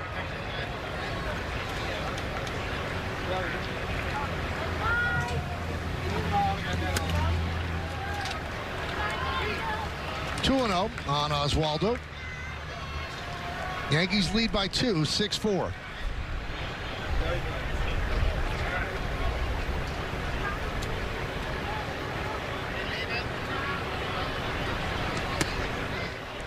(3-0). Well, we have seen in spring training with Fairbanks, he does throw a lot of balls. He'll walk a lot of guys, but he'll also get out a lot of situations too. And he'll tell you at the end of the game how he really feels and what he could have worked on for sure. There's ball 4. So Cabrera on base for the 2nd time with a walk.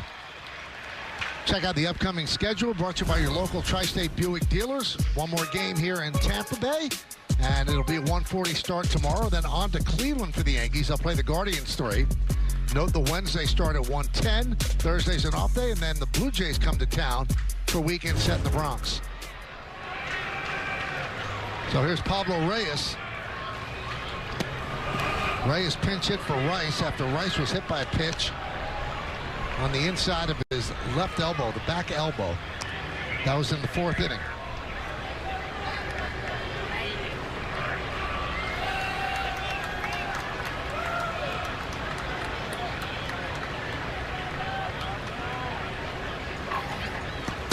Well, Reyes caught the eye of Boone during spring training. He loved what he saw, and that's why Reyes made the team, but really there hasn't been an opportunity to play him a lot. So these 2 at-bats for Reyes must feel strange for him. And Rortvedt wants to talk with Fairbanks. Yeah, and it's different for a young guy coming in. I remember those days. You got to have a feeling of my time's coming, no matter, even if you don't play 4, 5, 6 games in a row. There's going to be an opportunity, so I got to get my extra work in. I got to lift the weights. I got to be the last one in, first one in, last one to leave kind of ideal.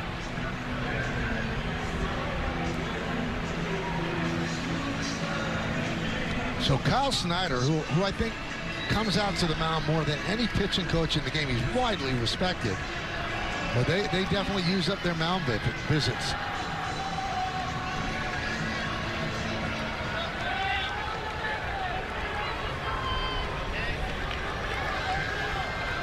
That was the last one they have.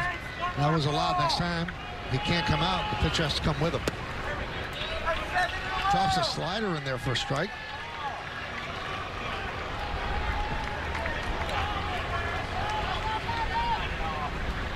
Cabrera leads off first, held there by Aranda.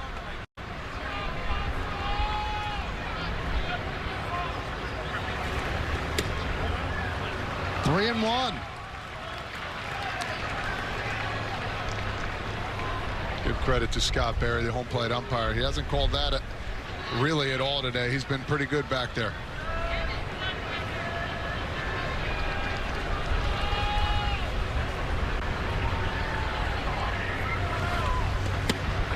And there's a strike. There he goes full.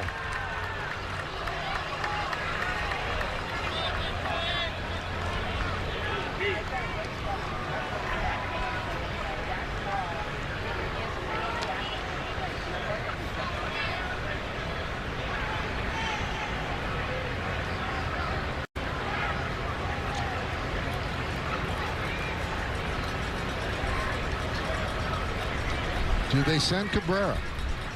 No. Grounded and through for a base hit for Reyes. Cabrera around second. He's going to go to third. Meisner will throw into second. A big hit for Reyes. And the Yankees are playing the corners. Nobody out.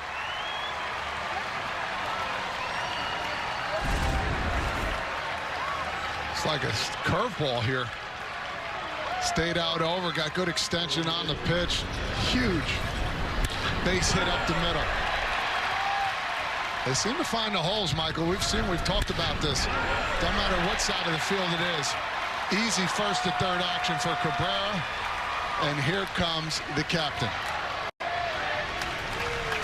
Another RBI opportunity for Judge. He's driven in 2, has 2 hits and 4 at-bats. And that's Reyes' first hit this season.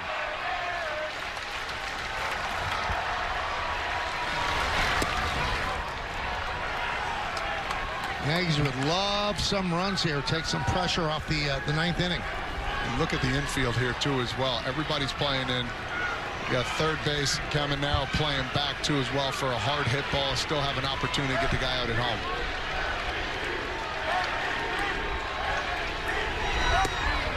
And a strike.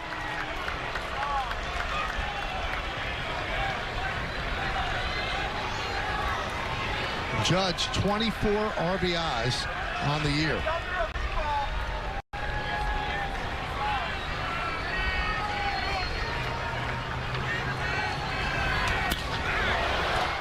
Popped up, first base side, and that's in the seats out of play.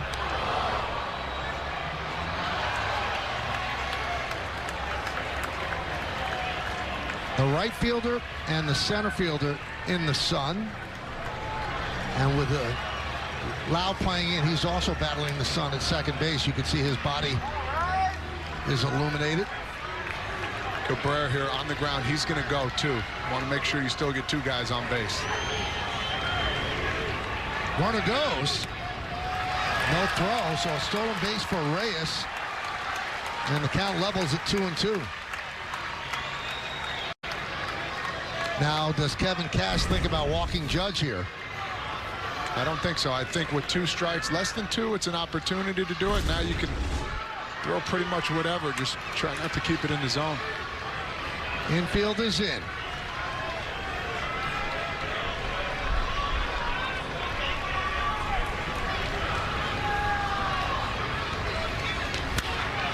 Rip foul.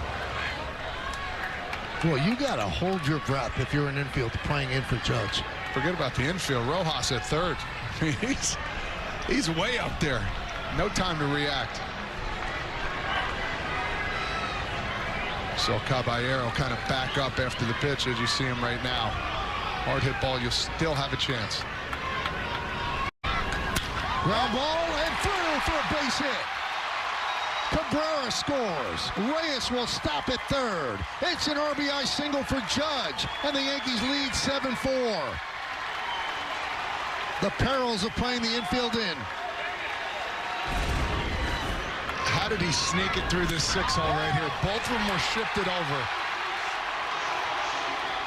God, he finds a way. Fastball up. No chance I thought that ball would get through the hole there, and he found a way, the perfect placement. 25 ribbies for the captain.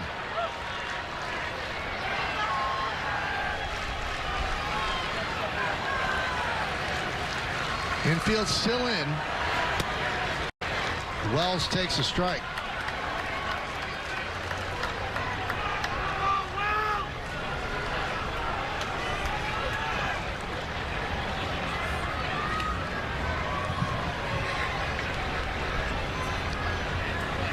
Judge goes. Pitch fouled away. Had a pretty good jump.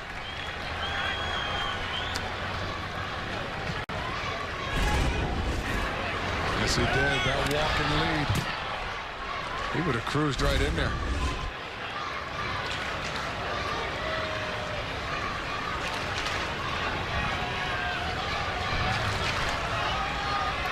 Wells 1 for 2. Sack fly and a walk.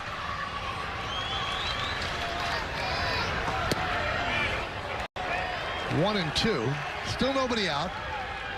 Yankees have runners on the corners.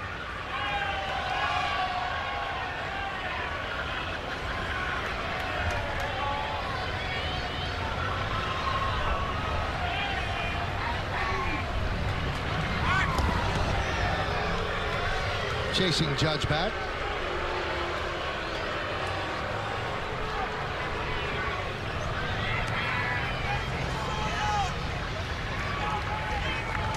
Now they have up Yoendris Gomez in case the Yankees take more than a 3-run lead.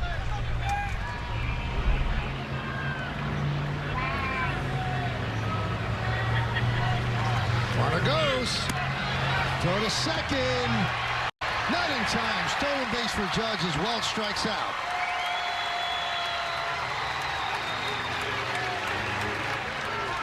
So 1 away. Call on the field is safe. Second base. Tampa Bay is down. Oh, his knee did come up there a little bit as he slid. I think this might be a good review late in the game. His spike initially hit Caballero. Watch it pop up. See how it's still in the air. Hit him. Oh, yeah. They're probably going to... Hits him on the arm before the foot gets down there. That's an easy one right there. Foot hits him, arm. Way to stay with it there by Caballero. Again, watch. Spike hits him, arm, then the foot gets down.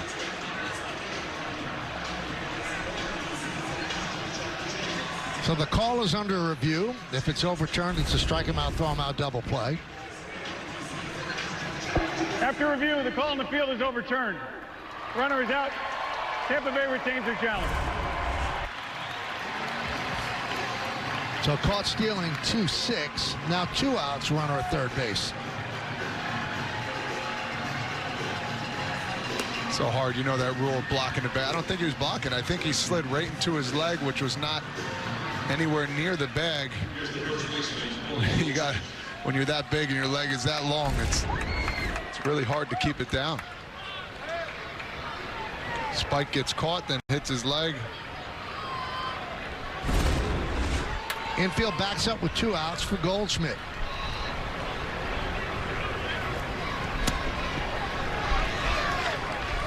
And a strike.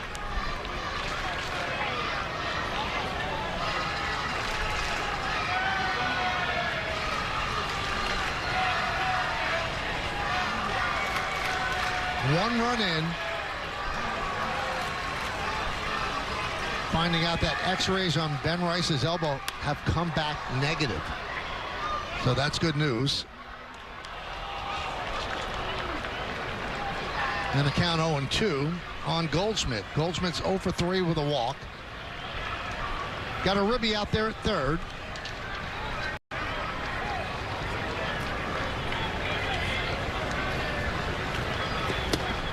Inside, 1-2.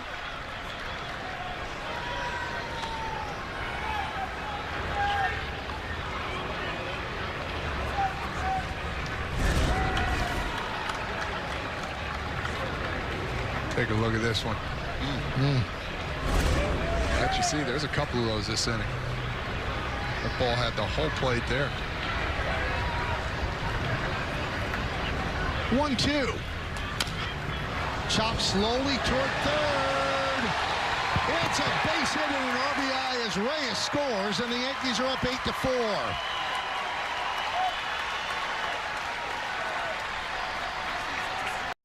You cannot give that guy a second chance. He will single you and single you over and over again.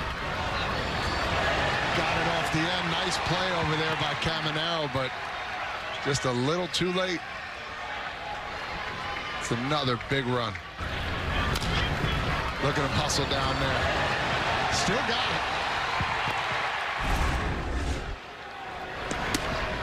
it. And the pitch to Chisholm is a strike. So does that mean Gomez comes in with a 4-run lead? It's no longer a save situation. But Devin Williams still up. Upstairs, 1-1. Chisholm 1 for 4, RBI single, stolen base today.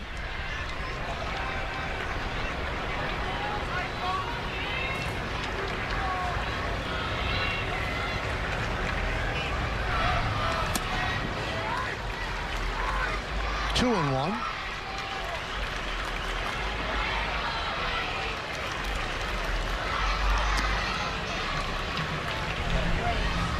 Still throwing.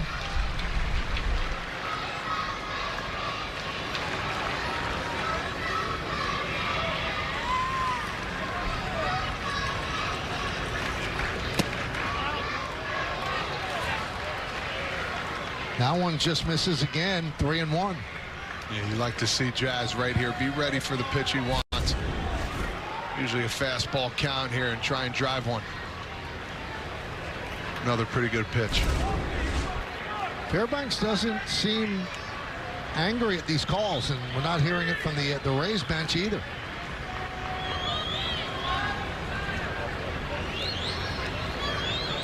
Runner goes, 3-1. Pitch is high, throw to second.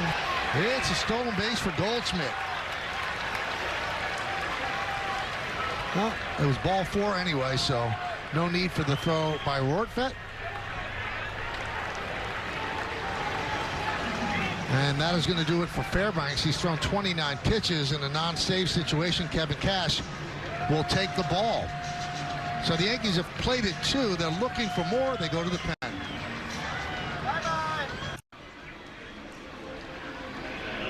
All right, back here at George M. Steinbrenner Field. Yankees 8, Tampa Bay 4. First and second. 2 men out. And Edwin Uceda comes on to face Anthony Volpe.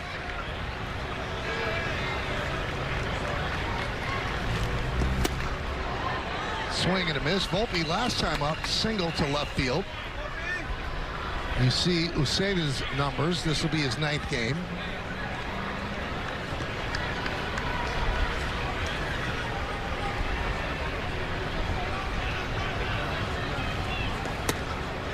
Pitch up and away, 1-1. Kind of in between the sidearm guy and over the top. Leans over a little bit to get a little more action on his off-speed too as well. So kind of slings it from the shoulder. There's a changeup, 1-2. See here on the replay here. Just a little bit.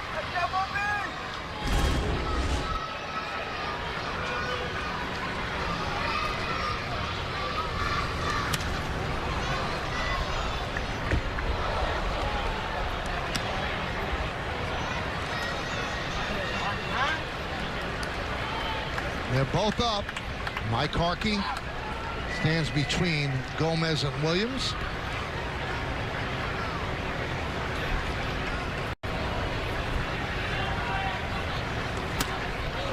Two and two.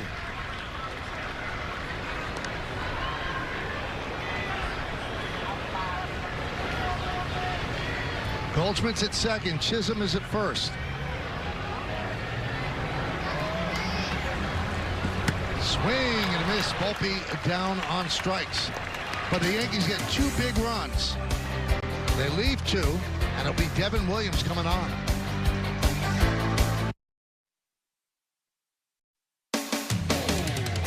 Yankees Baseball on Yes is brought to you in part by FanDuel. New customers get $250 in bonus bets if your first $5 bet wins. By Nissan. At Nissan, we make cars that thrill. Experience the thrill for yourself today. Shop NissanUSA.com. And by Untuckit, find the perfect fit today at Untuckit.com or more than 80 stores worldwide. Devin Williams comes on, 4-run lead, so it is not a save situation. Yankee bullpen has been nails again today as Carlos Carrasco pitched into the 5th inning, so a lot of outs they had to get out of the pen. They need 3 more to make it 6 in a row for the Yanks. And the first pitch is a strike to Meisner.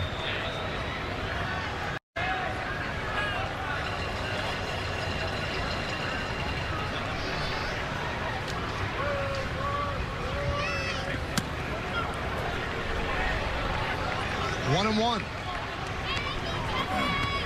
Yeah, he was up for a long time over there. You got to decide whether to put him in or not. Might as well put your lockdown guy in.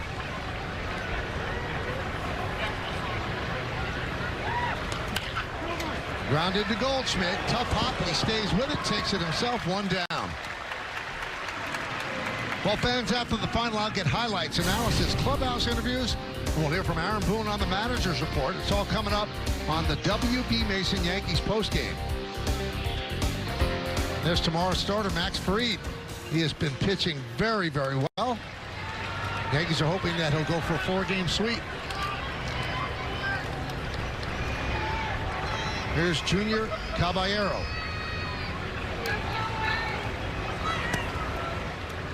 One and 0.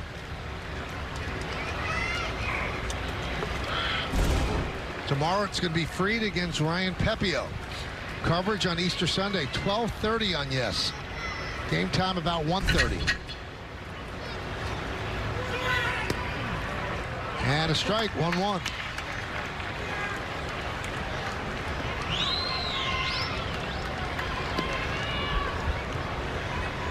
Tampa Bay trying to avoid a 5-game losing streak. Fouled away. Lights are on here at Steinbrenner Field. There's not a cloud in the sky right now. It's just a beautiful day. Crowd of 10,046, another sellout.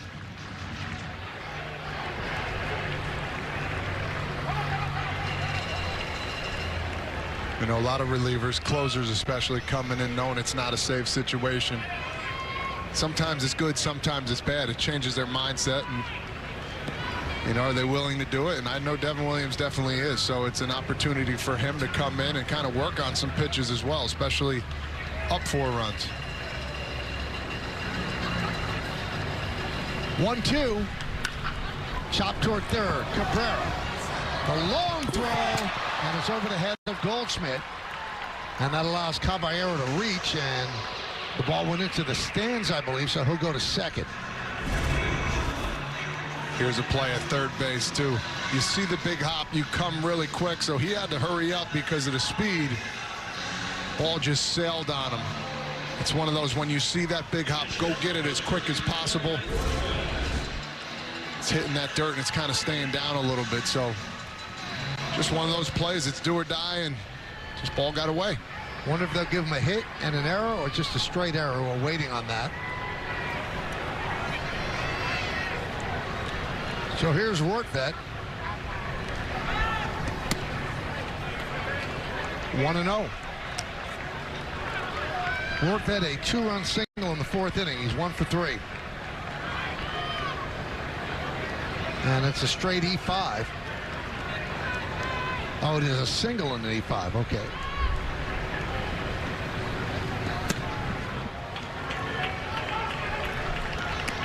So they assume that even if it was a good throw, he would have beaten it out. It would have been very, very tight, but I think he would have been out. But they are going to, it's hometown scoring. So he gets a hit and an E5. I needed a couple of those back when I played.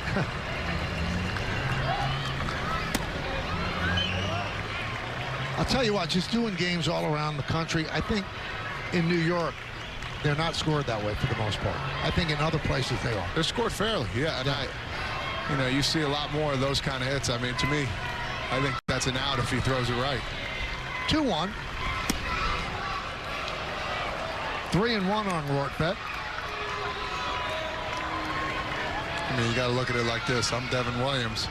I mean, it's an error either way, so it's going to be an unearned run if the run does come in at the end. But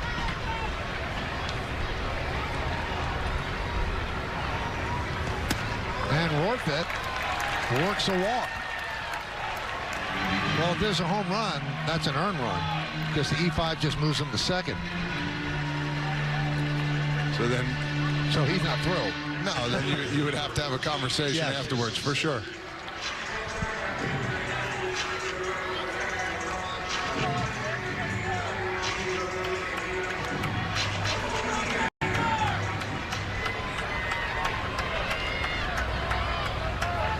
So here is Simpson. He's 0 for 4 in his first big league game.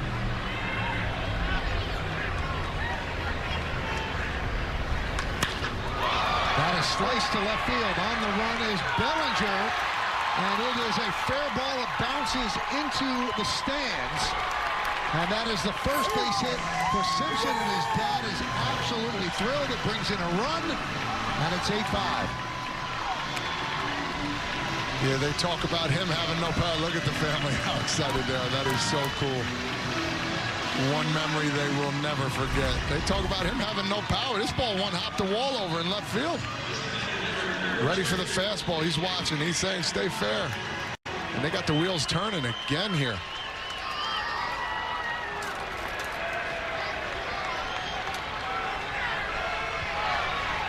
So second and third now. Game far from over. Here's Yandy Diaz, who is the tying run at the plate. And a strike with the changeup. This is the dad, little twitch, watching, hoping. And he lets it out.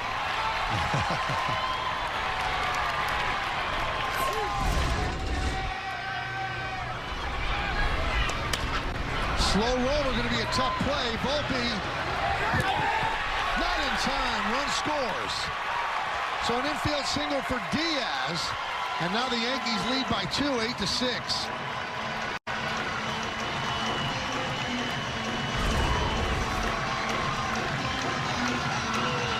Yeah, he beat that one. You taught to hit the front part of the bag, but when you reach out, your foot goes in different spots here. Another infield knock. Volpe made a nice play.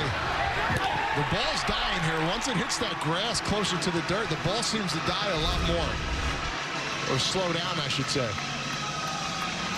So Matt Blake will come out and talk. Also, if you watch that, Todd, Ben Rortvedt held up. He did not go on contact. So I don't know if there was a play at home, but the fact that he held up would make you think about it. But Volpe was looking at first all the way.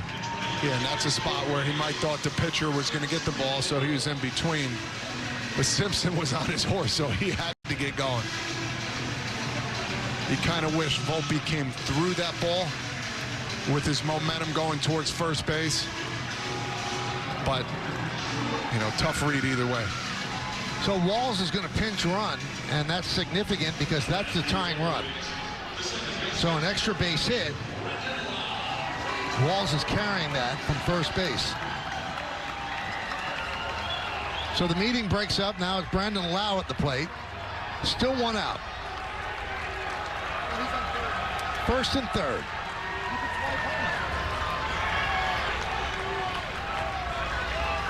Runner goes. The throw is bounced to second, and it's a stolen base for Walls. Staying put at third is Simpson. Now, that's important because now the tying run has moved into scoring position. Yeah, he got a really good jump right there. Just another bad feel, that's all. I think he would have been safe either way. But this is what the Rays have to do to win these games. Take chances, and when they get opportunities, they got to seize them. Yankees play the infield back. The run at third means nothing.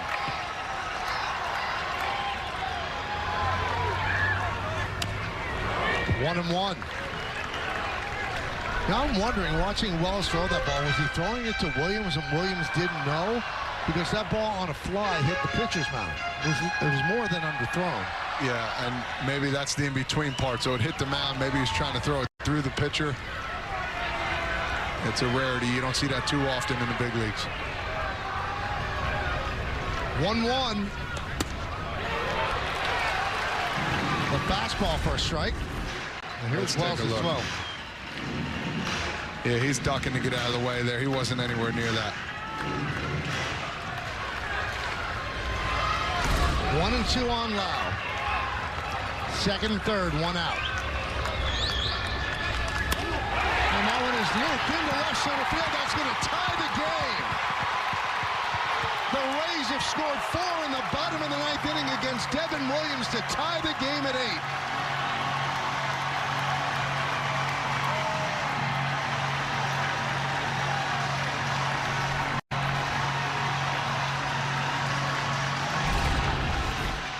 Looks like a little change up there that stayed out over. You know, you come in, get up 4 runs, you try to find a way to get out of the inning, you get the first guy out. And the next thing you know, an error turns into 4 runs.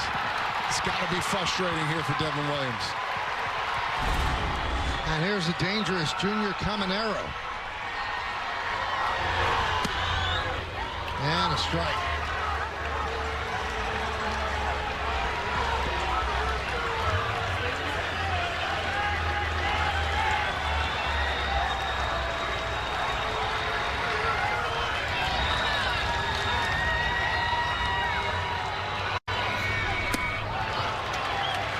On Caminero. Well, the Yankees had the opportunity with a 4-run lead not to go to Williams. And as Todd mentioned, sometimes closers in non-safe situations don't have that same intensity. I'm not saying that's what happened here, but they could have started the inning with Yoendris Gomez. Ground ball, grab by Cabrera, fires the second one. Over first, a beautiful double play. Oh, what a double play to end the bottom of the 9th inning. What a makeup play right there. You can't say it enough. He threw it from his backside, basically laying prone to the ground. Good scoop. Get on your rear end and throw it a second, and Jazz with a beautiful play. Hopefully that's the momentum they need.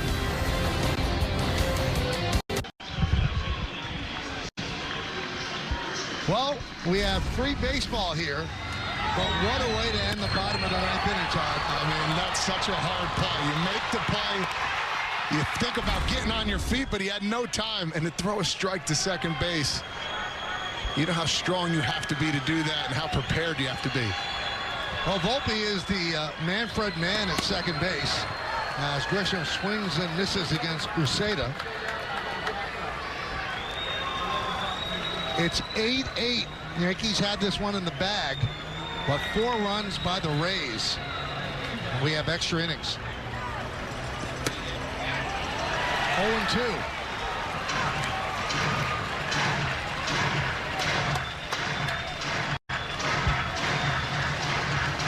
Grisham had a home run in the second inning. 1 for 3 with a walk. Now calls time.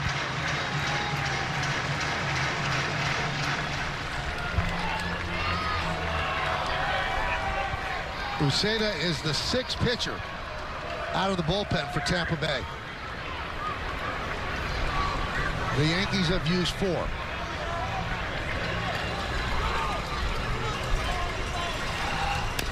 Just got a piece to stay alive.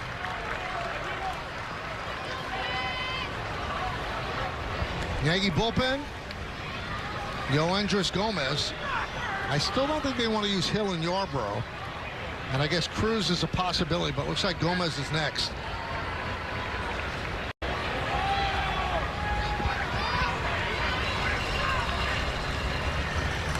Oh, jumped up and got him in the face on the foul ball.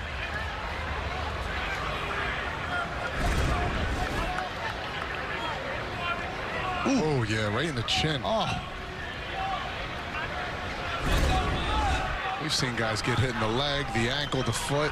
Rarely hit it in the face like that. Took it like a champ. Right in the chin. See if we got some stitching on there tomorrow from the baseball laces. If he wasn't woken up, he's woken up now. 0-2 on Grisham. Volpe at second. Extra innings, runner starts at second, who made the final out of the previous inning.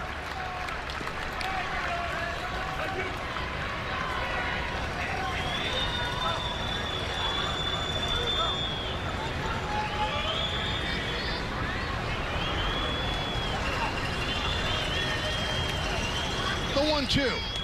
Line drive. It's a base hit to right field. Volpe will advance to third. Mangum comes up throwing home. So a base hit for Grisham. First and third and nobody out in the 10th. Grisham keeps on keeping on. Good, a little changeup. Keeps the hands extended.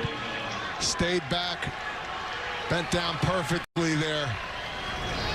First and third, and Bellinger comes up with a big opportunity.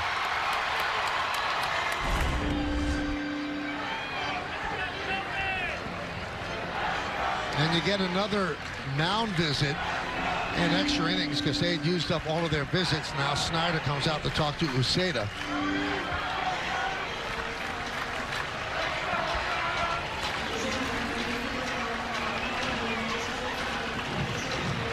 So Bellinger's been struggling.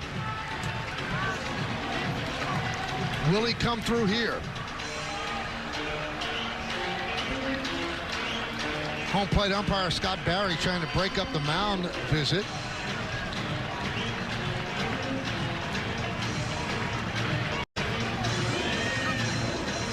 Well, against lefties, Bellinger hits .294. Against righties, he struggled this year, .133. And the OPS much lower. First and third for the Yanks. We're in the 10th, 8-8 game. As you see, the corners are in, infield in the middle, staying back. Grounded foul. Now, you agree with that? They're probably allowing the run because they get a runner at second base to start the bottom of the inning. Yeah, and I think if you're the Rays, you try and get the double play. If not, get one out. But if you're Bellinger, you're thinking opposite field right here. There's a huge hole on the left side, and you don't have to hit it hard either. And it looks like the Yankees have been taking advantage, hitting against the shift in these first three games.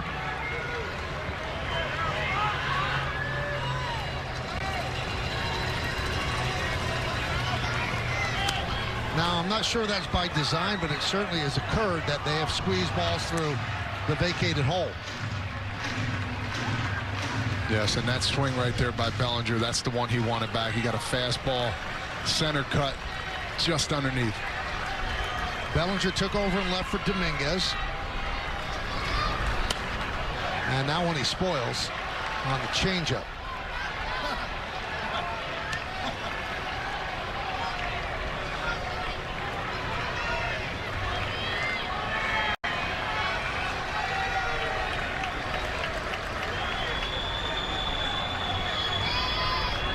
And the 0-2. Swing and a miss, he got him. So Bellinger does not get it done. He goes down swinging. And that'll bring up Oswaldo Cabrera. Yeah, just a fastball by you. Way off the plate. He was already in swing mode. Had no legs underneath him right there. Was trying to just punch it out there any way he could. A big spot for Oswaldo Cabrera. Again, they remain back at short and second, looking for the double play. In at the corners. Volpe's at third. Grisham at first. Big cut.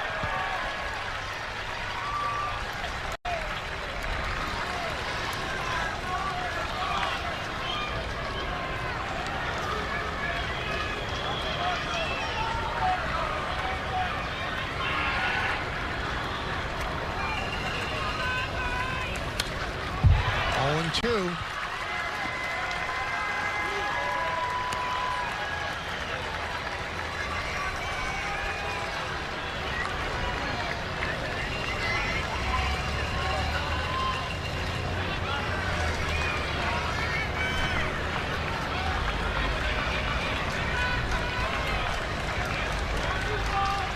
And the pitch.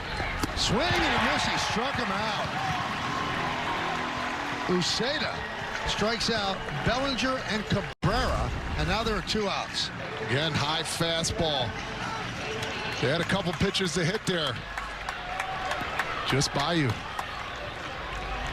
Now the Yankees are going to send up Escara to pinch hit for Reyes. The only one left on the bench is Oswald Peraza.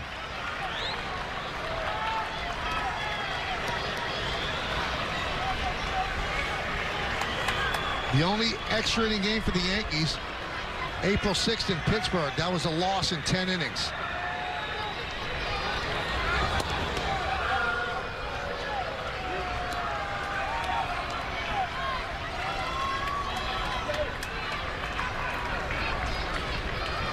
They've used 3 of the 4 on the bench now.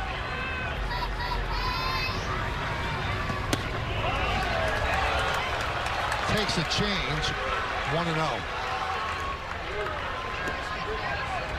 You know how big this at-bat is for both teams. You got Judge on deck, and they can get out of it right here.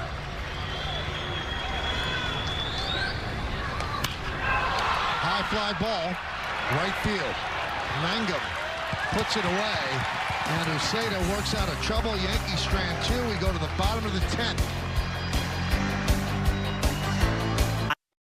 Well, you might ask yourself, why are we here in the 10th inning?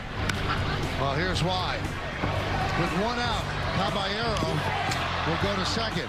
A hit and an E5. Then the first big league hit for Chandler Simpson. A double that drives in a run. Yandy Diaz, a tapper to Volpe.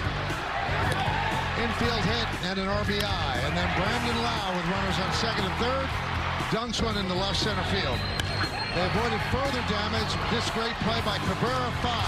5-4-3, forcing extra innings. The Yankees don't score in the 10th. Now Caminero starts the inning at second base, and Christopher Morel is pinch running because Caminero made the final out. Yoendris Gomez on the mound for the Yanks.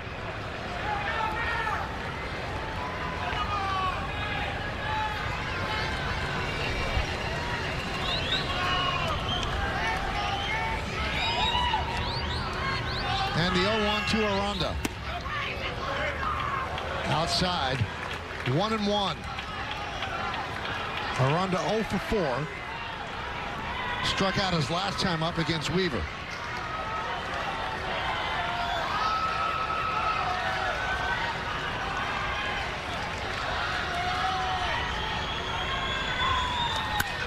High fly ball, deep right. Judge back, track, wall. Ball game. A 2-run walk-off home run for Aranda, and the Yankees lose a tough one by a score of 10-8.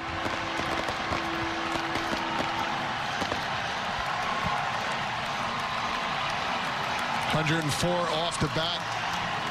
Saw a pitch he liked, fastball inside, drove it right over the wall. Tough one for the Yanks today. Now they had this one in the win column. 4-run lead in the 9th inning with Williams on the mound, but it didn't work out, and this is how it ends. Yeah, just dropped the barrel of the bat to it. He knew it. Yep. The guy that's coming into the game here with a couple home runs, it's been swinging the bat well, too.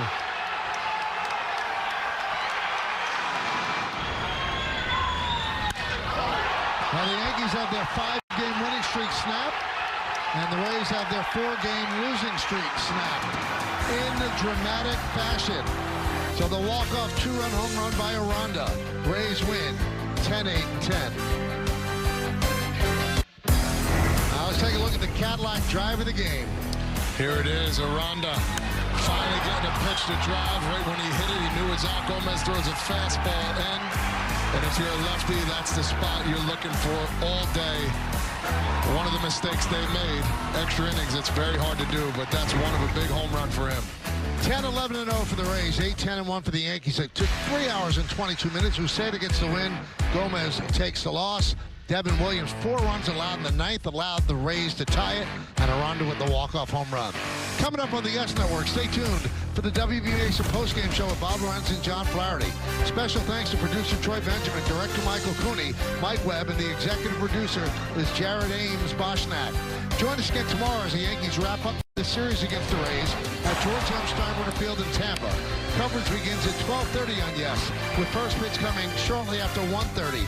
Again, the final score in 10 innings, the Rays 10 and the Yankees 8.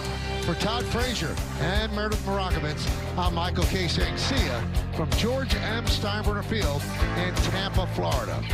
Now let's go to Bob Lorenz and John Flaherty for standing by in our YES Network studios with the post-game show. Guys,